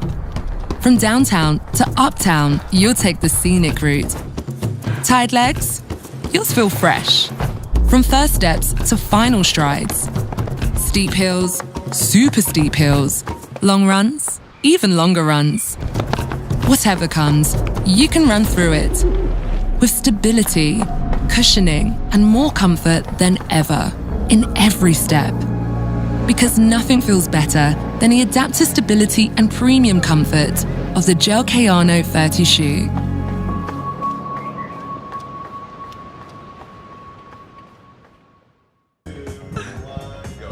Hey guys, welcome back. I'm so excited. I think that we personally saved the best for last. We have they're about to go world get you. championship They're gonna go get you. gold medalist in the women's discus. Actually, the first U.S. woman to come out with a gold medal in the discus. Laulauga Tausaga, aka Loggy. But if you put her name out somewhere, make sure you put her full name. Put some respect on a girl's name.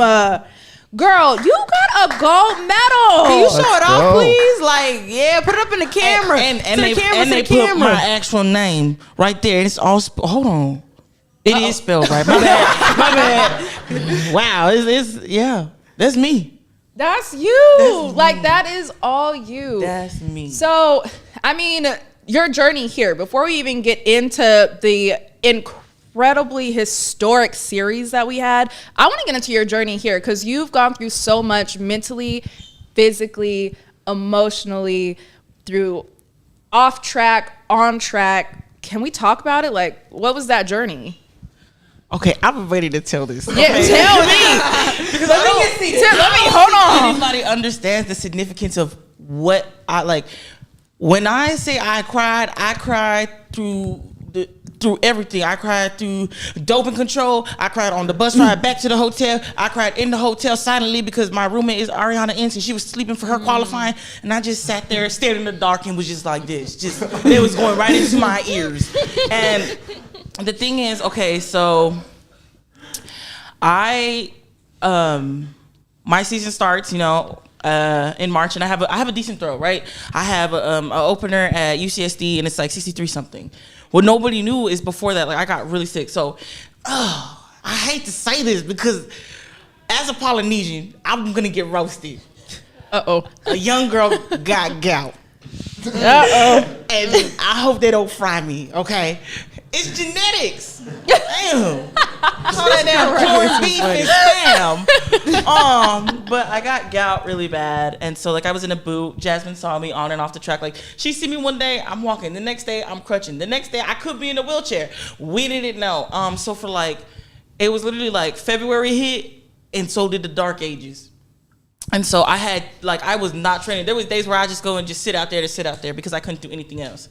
And then I had a decent opener, but then after that, I went right back into the dark ages of, like, I couldn't throw anything over 60, right? So, like, I had some meets at, like, 60, and then it was, like, 50 something and this or that.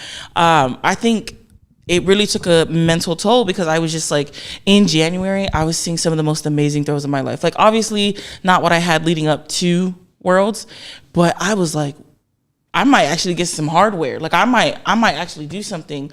And so that hit. And so, like, I literally went through, like, super deep depression, and I was just fighting for my life just to get up in the morning, just to go. And, like, I realized in that moment that, like, I was like, something has to change. My coach was, like, very supportive, and he was like, I just remember there was so many days where he was out there and he just tried to help because I was just crying. Like, we could have had a good day, but I just didn't feel as good as I did in January. He was good with you crying? Man, it's surprisingly. What? Surprisingly good, you know what I'm saying? Because sometimes they be like, oh, don't do that. But he sat there and he was like, you got to understand your situation and where you're going. And he was like, you got to stay confident in what you did before. And so, like, I literally was going through it. And let me tell you the part that messed me up. I went to the Florence Diamond League, and when I tell you the garbage was wet and on fire, that's how my throw was. It hurt so bad to walk out of that stadium in Florence, Italy, and feel absolutely worthless because I was like, I knew I wasn't ready to be on this European tour or this trip. I literally sat there in my room and I cried and I was like, I knew I wasn't ready because I had struggled. And so like, you know, I usually do a backswing and I stopped.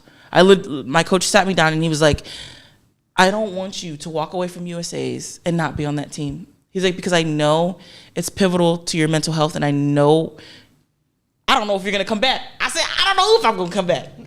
The world's going to see the last of me. The saga will discontinue, okay?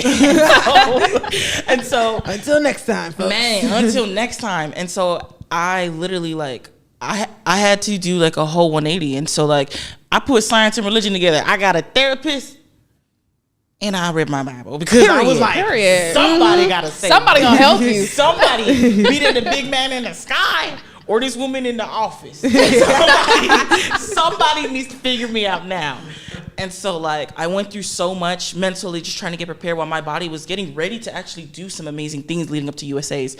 But I was just so insecure. And so like, you know, I already made the team off, well, you know, because I had the ranking.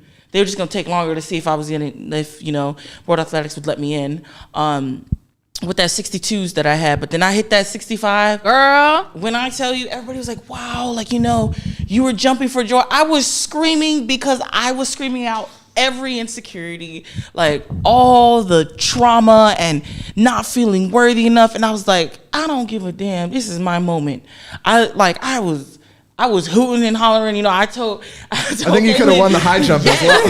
Yes. No, the way you came off that ground, I was like, okay, girl, we're going to try a new event after this. You were celebrating so much that I don't even think you heard me on the long jump runway cheering for you because I was in the process of competing and I'm like, Loggy. Jump, and I was like, I feel like she definitely over there cheering for Loggy. My son, what is she doing?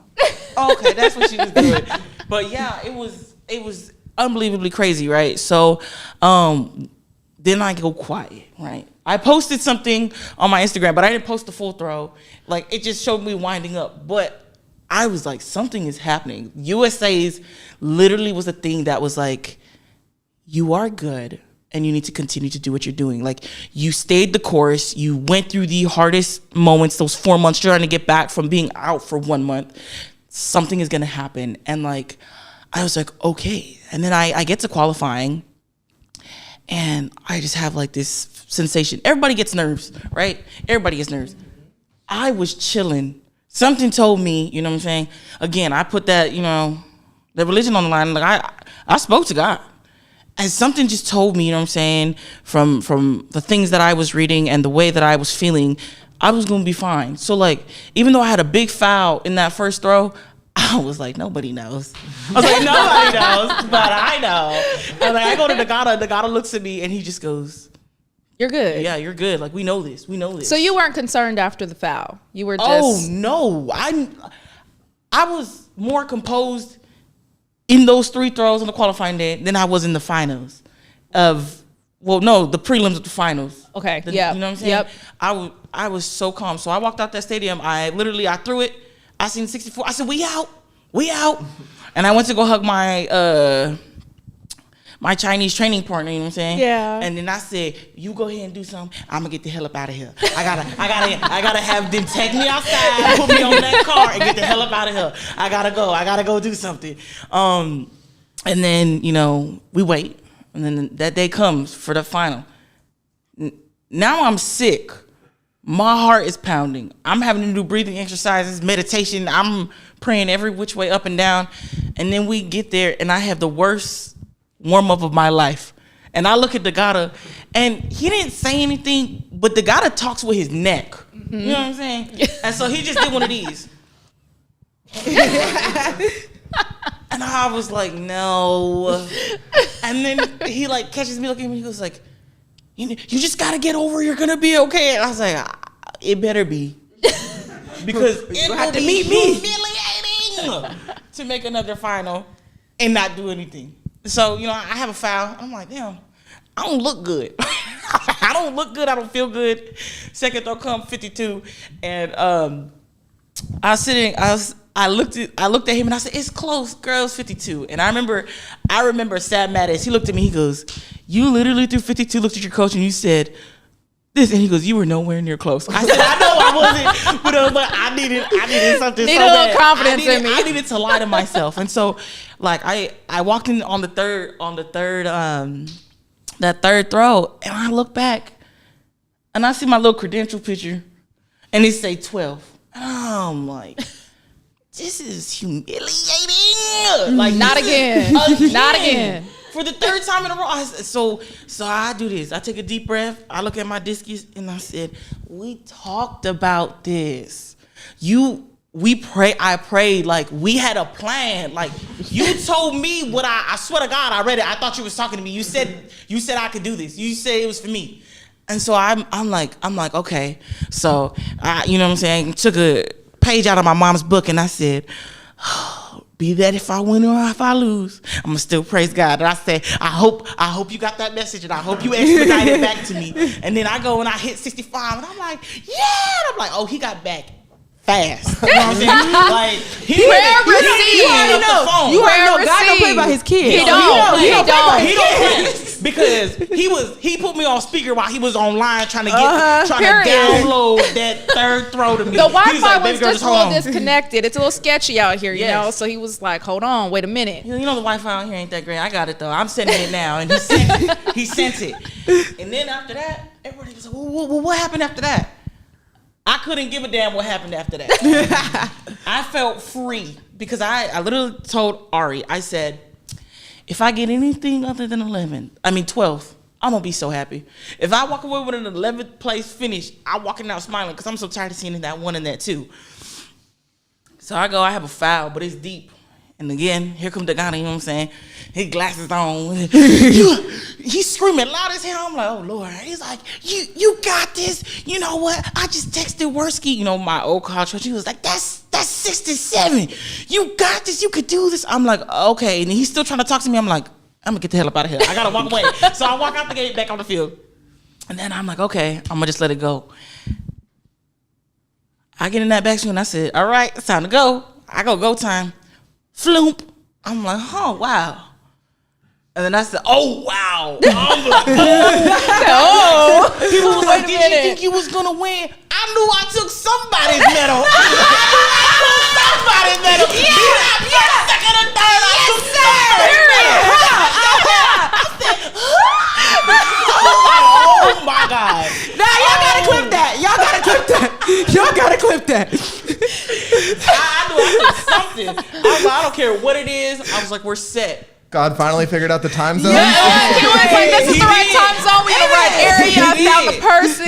He definitely did. He goes, all right, you know, I'm gonna stop playing. Like, he's like, I'm sending everything right now, man. He must have handed me a loaded bazooka that night.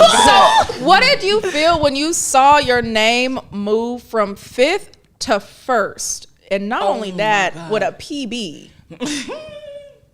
When I seen it do this, oh, I know you're lying. And then literally, I was like, don't say you think you're lying, because I went out there and I just started screaming, thank you, Jesus, thank you, Jesus. I'm having church by the hydrant. Yes, thank you, Jesus. I had one competitor be like, are you okay? I said, I can't breathe. Just give me a second. I still got to praise his name. I said, the therapy and the religion is coming in clutch right now. So I'm like, oh, thank you, Jesus. Thank you, Jesus. And then, you know, this 6th round comes. And then I'm just like, I have a chance to win this. But we got some heavy hitters in the field, you know what I'm saying? There's the Olympic champion and the world champion. And then we got Sandra Perkovich, who is never not doing something, okay? So I'm sitting there sick. And I also didn't know that they changed the order. So I'm getting ready to go. Yeah, that's the strangest thing. I'm like, I was tripping. Yeah, they did a diamond. Lucky done? Yeah, so I love supposed to that be they after did that somebody. kind of. Yeah, but I went to go and somebody else's credential picture popped up and I said, oh, no, that ain't me. I was like, okay. And then I was like, I must be after her then. I was like, oh, they didn't announce it to you guys. They didn't tell you. Maybe they did, but I was too busy. Probably in Hungarian. They might have announced it in Hungarian. They could have, because I was gone. But as soon as that 69 left my hand in that 5th round, I was gone. I ran so fast to him and got so excited. By the time I woke up the next day, my kneecaps hurt so bad because I was doing too much. But in that 6th round, I'm seeing people go, boom, boom, boom. I'm like, oh my God. And then, Val got on her last throw. And I've said this before. She couldn't respond. No, but hear me out though. I've seen her do some crazy stuff. But I was like, God, please. I was like, at this point, let me just win it all. Let me just let me take the cake. Just please. I was like, we've been seeing so many crazy things in practice. I said, let it be the one. And I seen her hit that one, and it said 68. Man, I was sitting there. I was like, I don't even think you should take your last throw. I was sitting there, and I'm like, damn, I'm crying already, and I'm like, I'm the world champion. Like, I don't even need to take this last throw. You know what I'm saying? But then I'm like, you might as well see if you can go balls to the wall again and do something, or go ahead and revisit the past and throw that thing all the way left sector.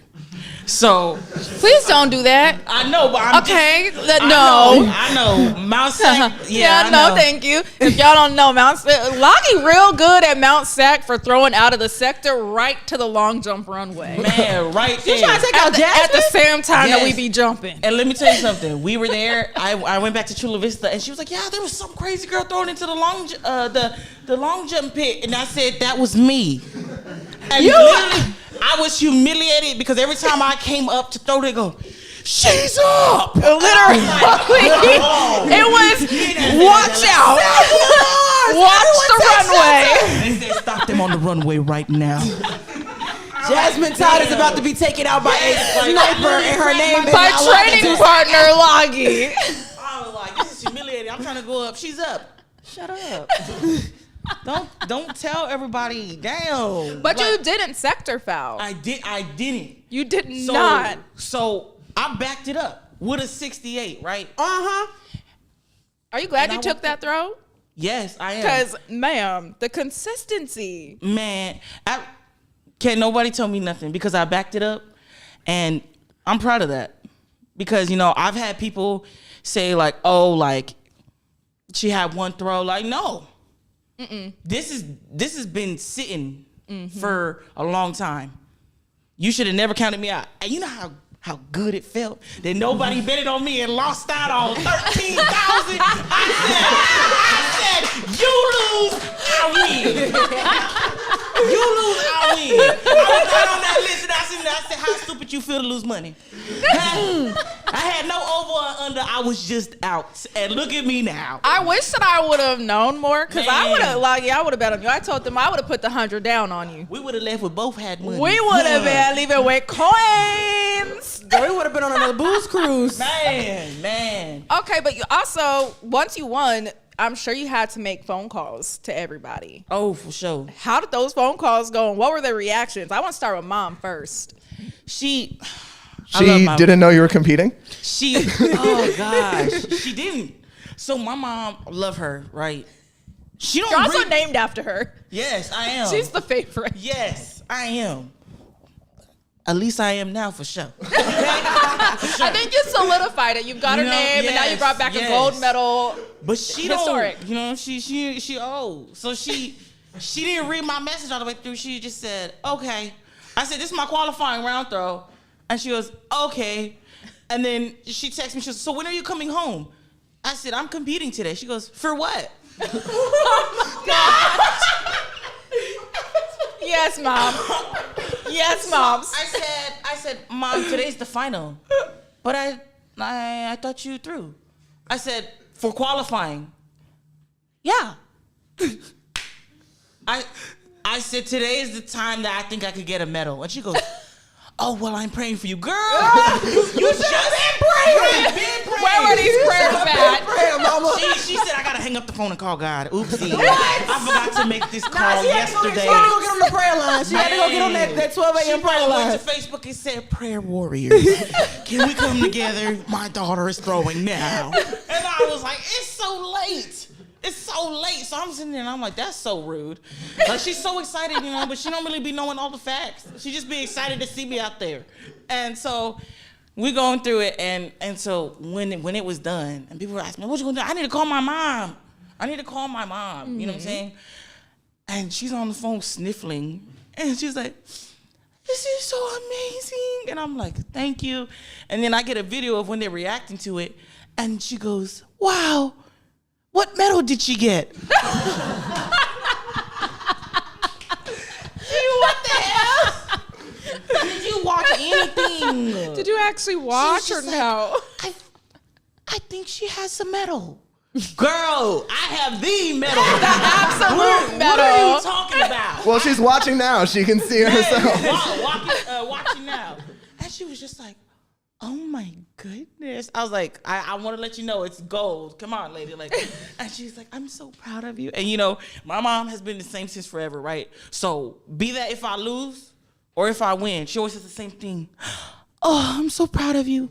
Go get something to eat. I'm like, you're the reason I got gout.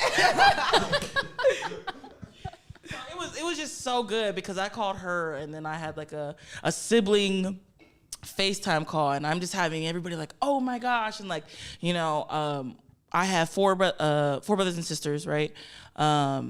Hold on, that sounded like I had a lot of kids. I meant 2 brothers, 2 sisters, and there's 4 siblings. Four siblings. Yes. You were also on the phone with the ones in Hawaii? Yes. Wow. Yes. So like I did a whole FaceTime group chat, and it was so much better because between those 4, I have 14 nieces and nephews, and I'm just seeing them all in the back, and I'm just like, my baby's got to see me. You know what I'm saying? Every single one of them, from the one that was 17 to the one who was 8 months old. I said, I hope you open that baby's eyes and turn her towards the TV and say, look at her. That's your auntie. Look at your That's your auntie. auntie. And she's gonna come home and sneak you some chocolates, even knowing that you're not supposed to be eating that at 8 months old. Auntie You better not be giving vibes. them babies gout. Big Man. auntie vibes. It runs in the family. Mine as well. Like, I can't help you. Like, you might as well just get it fast enough so we can figure it out. Oh, here she goes. Okay, so we talked mom, siblings. What about Bay? Oh, I texted him, but he text him? He be working. First of all, speaking of baby, your hand look empty. It's a little light. Your hand look empty. No, I'm telling you, I know I said I was gonna crash that plane, but For plane anyone who did not didn't crash. tune in last year, the best moment of CITIUS MAG Live at Worlds in 2022 was Lagi threatening to take the plane down if her boyfriend didn't propose. And does it say on the back of the medal? What's the last name? Tausaga. They didn't even put your full Tausaga Collins? Oh no, this is the part that rhyme and sound good. Tausaga, you know what I'm saying? Just like forget the Yeah, Collins man, part. forget the Collins We right don't now. ignore that part. This Tausaga hit different. But I was sitting there on the plane ride back, and I said, "You so lucky I don't hijack this thing right now." I'm sitting there next to oh God, I was so mad. I Grandma's was like, still good because you also talked about pushing grandma down the Man, stairs. Grandma's so good. I actually love that lady. I was like, you know what? I said she will not hurt because of your actions. No. Protect grandma at all To costs. that cockpit and say, land it right now.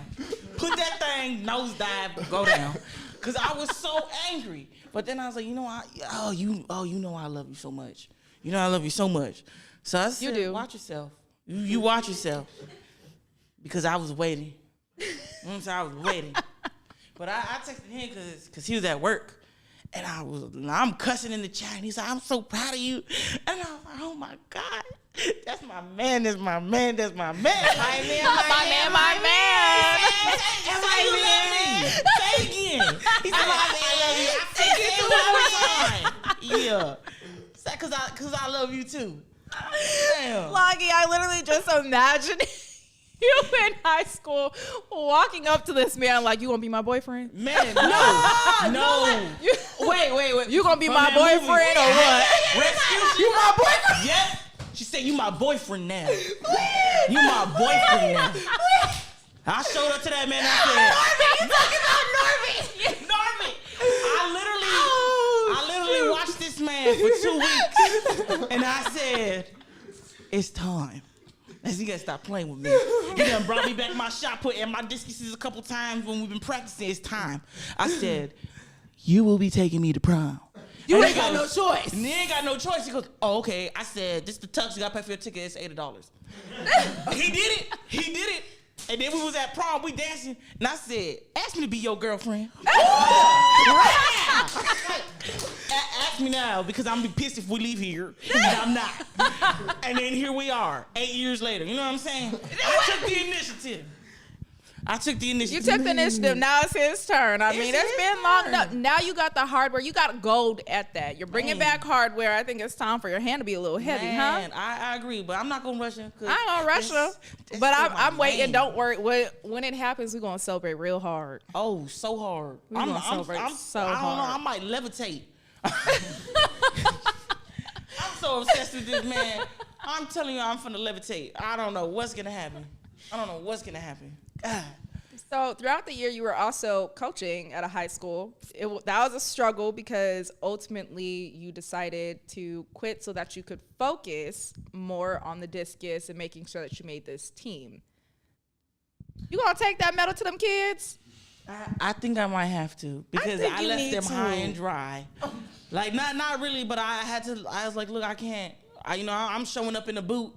You know, I'm struggling. Like mentally, I'm not there. I'm at practice looking at them throw, and I'm just like, good, because I'm so messed up. And I was like, that's not what these kids need. Yeah, you know what I'm saying? I'm like, these kids need an actual coach who's involved. Mm-hmm. And I was like, I was sinking, and I couldn't drag them with me because they love the sport. And I was like, okay, and it's that budding fascination that gets people to college. And so I was like, I'm sorry. I did have an assistant throws coach, and I was like, if you could just take over because I can't do this anymore.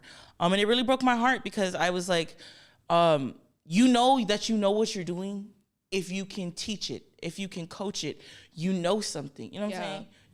You can't know what 2 + 2 is, or you know what I'm saying? You can't teach it if you don't know it.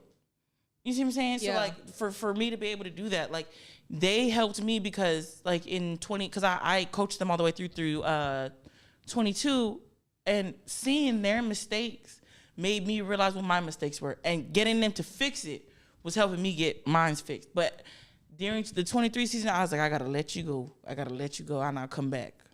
What does it feel like to be part of this American throws renaissance? We think about like, oh, where are all the medals going to come from for the U.S.? And it's like, oh, we're going to get a bunch in the 100, a bunch in the 200. 2 American medals in the disc, hammer throw, all the golds last year in Eugene. Like women's throws are carrying the medal count right now. Yeah. What does that feel like to the kid, like the high school kids? Like they're like, I want to be a discus thrower when I grow up. I literally felt like at that moment, if I conjured it, a bald eagle was gonna come right out my chest.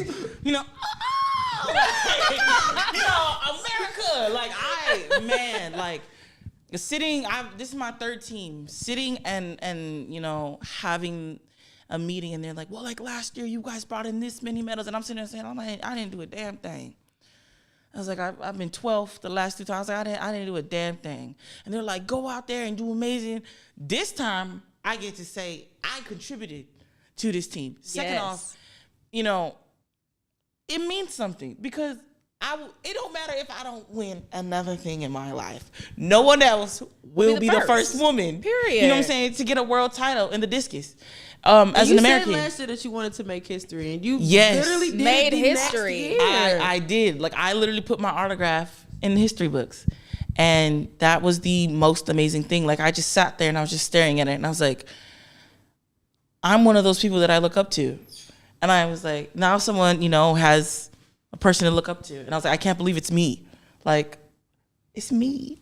You're that person. Maggie, but not only do you have a gold medal, I heard you got prize money and insurance. Yes, girl. Cheers to insurance. Yes, cheers to insurance. Girl, that medical bills, they're going to be paid for. So if you keep getting that gout, I don't know how it works, but I'm gonna be sitting on that table like, USATF got it. Go ahead. Go ahead. So knowing that you got a couple of other things in your life taken care of, what do you think your potential is now? Because you don't got to worry about a couple of things. You're gonna be back in Tokyo in 2 years, no matter what. Yeah. And you know what? It's significant because I wanted to make that Tokyo team so bad for the Olympics, and I never got the chance to. So there's some significance in that because I'm like, I finally get to go to the place where, I almost decided when I didn't make that team that I wasn't gonna do it at all. So it's very special knowing that I have the bye. Like I don't gotta worry about that much, because I live in California, and it costs an arm and a leg and possibly a kidney. Yeah. Just to breathe air in San Diego. And, you know, again, like, nobody really be understanding. Like, I'm living with my mom, you know what I'm saying?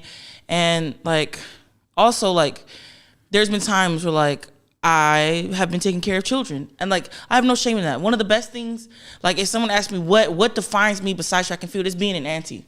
You know, them 14 children are my everything. You know what I'm saying? It's basically like Them I went your through kids. like I went through like single mother school. Yeah. Like I'm like, for certified. real. Like, I'm It's certified real. like platinum. I'm certified. And so, you know, like balancing that and like coming through the rounds of like not even having my own place and you know like just struggling to make ends meet. Like it was so hard and like questioning if you know what, maybe it's time for you to grow up and actually use your degree because this might not be it. And so like now I don't really have to worry about that right now. What I can worry about is investing that money into doing what I'm already doing, which is just making sure that I feel good in the sense of mentally, like what's going on? Is it okay? Then like also like physically, like being like, okay, I can do more research now. I can go a little bit more out of my way to make sure that my, you know, my diet and nutrition or like, you know, I can get like first class on the plane so I can stick this foot up instead of having it sit down. Like it's all in the small things. And, you know, like people be like, oh, like what's the crazy thing that you're going to do? I'm like, I'm not going to do anything but do what I've been doing. I'm going to do what made me good. And I'm just going to add a little bit more love into that. Because I know as long as I keep just a steady amount of money flowing into what I know is the basics and what is true, I'll be able to make more. You know what I'm saying? When me and Jasmine talked to you earlier this year on our podcast, that still needs to be posted. Cough. You talked. The line that stuck with me is that this is just an expensive hobby, and not in terms of like how you're thinking about it, but like lifestyle wise, it is so much effort put into trying to be as great as you are, being as great as you are, but not having the financial or, you know, just overall community support that you need to even get to like this level. Because most people who get gold medals, like they've already got the entire support staff. But for you to, you know, finally gain this support and you know, eventually in the future, it don't gotta be an expensive hobby. It's your job. Yeah. It's something that you do for a living. And I know the fact that you love to like give back, like you was trying to coach the kids, but then you was always keeping their best interests at heart and, you know, deciding to, you know, like I'm gonna take a step back, do what's best for me, and then come back to y'all. Like there's just so many pieces involved in like what you do and your story and being an athlete and being outside of an athlete. And I don't know if I was gonna get to a question or if I'm just gonna have a comment, but I just hope that what people get from this interview about you is just the simple fact that like it's a lot of hard work going into it and everybody's journeys are different. So for you to come from what you did and to come out with a gold medal, like that just means more than just having two personal bests to get to where you are. Like there's so much more behind that. Yeah, I very much agree. Like I don't think anybody really be seeing the struggle. Like they don't understand, right? So like there's some people who are like, well, why didn't you throw good? What? It's a process. Why didn't you throw good? It's a process. You wanna go twirl in there? You wanna go twirl in that circle and see what you can do? Because it's hard, right? So, you know, people just assume that you show up and have this miraculous thing. Like, no, like there's indicators. There's small things that let you know, no, this person's been doing something. Like I have a track record now. Like, go back, look at what happened, right? How I went from this to that, and how like sometimes when you change something, you go down before you go up. And so no one sees like the tears and the blood and the sweat that goes into it. They just see the joy. They see the unrelenting like, oh my gosh, we did it, I did it. But they don't get deeper enough to be like, she was struggling. Like this is more than just, I'm so excited that I got to perform well. This is, I put my life on the line and it actually worked out. This is like, oh my God, like again, it's an expensive hobby because we show up, right, without a guarantee of getting any of that money until we compete. So every time you go to a track meet, if there is prize money, that's the only time you can make money. And if you're having a rough season, you're just doing it for fun. Yeah. And even if you get that prize money, I know some of the chatter that was going on Twitter a couple months ago was like, there's some people still waiting for money from meets from like 7 months 9 before you months even ago. get that money. It's been a time where I didn't get prize money for 12 months. And not only that, where we train is extremely expensive because we're not just paying to live, that's rent. Yep. Plus you're paying $625 a month. And you got to make utilize decisions. a track. And so it sucks. This is why I feel like it's been so special for me to see everything that you've done, because understanding the financial side, and we're in an event where we're not getting paid. We're not getting money like that. We're considered the least favorite events that are out there, and especially in the discus, which I think you guys Not to the hopefully are Hungarians. changing. Not to the I mean, Hungarians. Not to the Hungarians. 'Cause the Hungarians are paying attention. They're amazing. Can we talk about that? Like Wait, the before stadium. we go on though, I have to say one thing that I keep thinking about. You know, you've talked essentially about how being here this throw this weekend changed your life. Yes. You know, and if you were British, you wouldn't be here. We're lucky that, you know, Team USA, if you qualify, if you make the team, they take you. And that, I keep thinking about that in the back of my head of these people that have these, you know, you knew you had 69 inside you, but, you know, it wasn't showing up in the results yet. And to the institutions that want to say like, oh, well, we only want to bring the people we think are going to medal. Exactly. You're literally robbing people of the opportunity to have these life-changing, you know, personally and financially moments, because even though they qualified, you know, their country isn't going to take them. And you're the example of like, hey, are you any countries with those like A+ standards? Look at Loggy. This is what you're giving up. You literally missed out on a breakout performance from an athlete just because you thought they weren't good enough.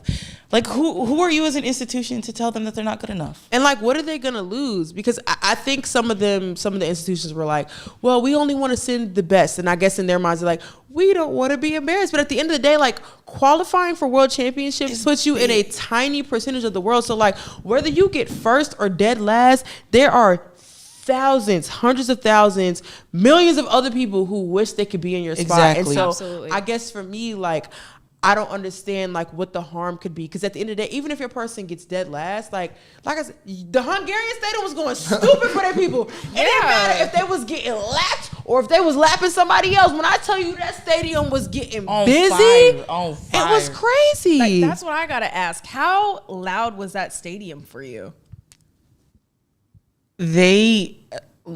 Oh my gosh, I like at one point I felt deaf. Like, I was just like, oh my gosh. Like, you know, I had that surreal moment with that 65 at USA's, don't get me wrong, but that fifth round throw, like, I could hear the crowd go, oh, and then boom, and it was like, oh, and I was like, you see me? You know, we got all the other events, but I was going crazy. I can't believe it. I absolutely can't believe how much energy was just coming out of the stands, you know, and right into me. It was just unbelievable. Like, I was like, we're really seeing me. We're really seeing me do something amazing here. Like, I'm not alone. Like, and like, they just hyped me up because I was still in shock. But then I'm hearing them scream, so I'm gonna put my arms out there because, oh my God, like, y'all got me hyped. Like, y'all got me insanely hyped. Literally seeing you, because, you know, I mean, most big stadiums have it, but a lot of other places, track meets, the discus is like way out on some other field. It's not in the infield. And just having the throwers be front and center for that energy for the crowd, you know, it changes everything about the dynamic of the event. Absolutely. And that's why, one thing before Jasmine, that's why I want to say to everybody who's like, we can't have all the events. I want y'all to know we can, because there are people who do care about, you know, people who aren't just sprinters and, you know, everybody's favorite 1500 meter runner. Like, there are other events for you to care about, and people care about them overseas. You know what I'm saying? So that's why I think it was really special for me to be in that stadium, because that's why I made this one tweet. I was like, you got the disc going on, Loggy going crazy, high jump going stupid, pole vault it's just so much going on, and it was just like, this is what track it's a pain in the ass to live tweet, but it's good. It was a lot going on to watch. But it was so beautiful to like be in that stadium and be like, for all of those people who think it's not possible for everybody in this sport to get the love that they deserve, like, this stadium was proof that, like, that's not true. In that moment after your last throw, you knew you were the world champion after Val's last attempt. You finished the throw and you threw your arms up. What did you take in that moment? I went to church, essentially. I was just sitting there and I was just like trying to just grab onto the energy. It wasn't even like, like this. It was just like I just had to reach out and like just touch the air around me because it was just so charged. And I was trying to hold back tears because I was like, this is unbelievable. I was like, I'm about to cry. Okay. Because it was so strong. Like I couldn't even like comprehend my own feelings. It was just like, feel it. You know what I'm saying? It's kind of like that Barbie movie. She said, take my hands. You feel it? I feel it. I feel it. Music, man. This Barbie is a world champion. This Barbie is a world champion. And so like it really like just, I got to, like in that small moment before like everything really started to hit in, like, oh my gosh, it's long. It was, you are good enough. Regardless of what anybody says, what anybody thinks about what happened right there, you backed up that throw. You let the world know you can do it. And you did it right then and there. And nobody can take that away from me. Ever. I feel like we gotta drop the mic at that. written. That was so I mean, beautiful. Like as we end San Diego native and you're training out in San Diego, I just want to, Padres, you better have her out there throwing a first pitch because this girl very much so deserves it. Grossmont High School. Mount Miguel. Mount Miguel. Hold on. Don't go wrong high school. But my mom went to Mount Miguel. Are you going So shout out to overhand Mount or are you Miguel. going to discus the baseball into the... You know what? It's better for me to discus throw it because I'm not that athletic. It's embarrassing to see me throw a ball. I'm like, okay, don't you do could that. just Yeah, I'm not do a underhanded. little softball throw to him. Yeah, somebody got to get that San one. Diego, I just pray 619 all day on this side of our podcast. You know it. I hope you guys celebrate this girl. Lagi, thank you so much for coming on the show. We are so, so proud of you. You have been the most exciting event that we got to watch. Congratulations on your historic gold medal. Thank you so much. you almost made me cry. I'm about to cry. Are we out? Are we? Yeah, catch us next time. Catch us after the events tonight. We're wrapping up with the post-race champs chats. We'll get Caitlin in the mix zone. If for some reason you don't follow us on Twitter and Instagram, like that's the best way to follow the meet. So get on there, get us up to whatever numbers of followers we're trying to get to. 50K, past 50K. Yeah. And yeah, catch us here later tonight, tomorrow morning. Basically just until the sun comes Until down. we're done, Yeah. but we'll see you guys tonight. Thanks, everybody. E6. Sound mind, sound body. 365 days. 1 year until history is made.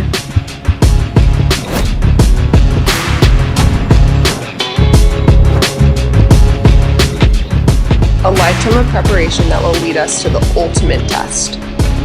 365 days until we show the world what a sound mind and a sound body can do. See you in Paris. Stability never felt better. The first 5 miles, you're just getting warmed up. From downtown to uptown, you'll take the scenic route. Tired legs? You'll feel fresh. From first steps to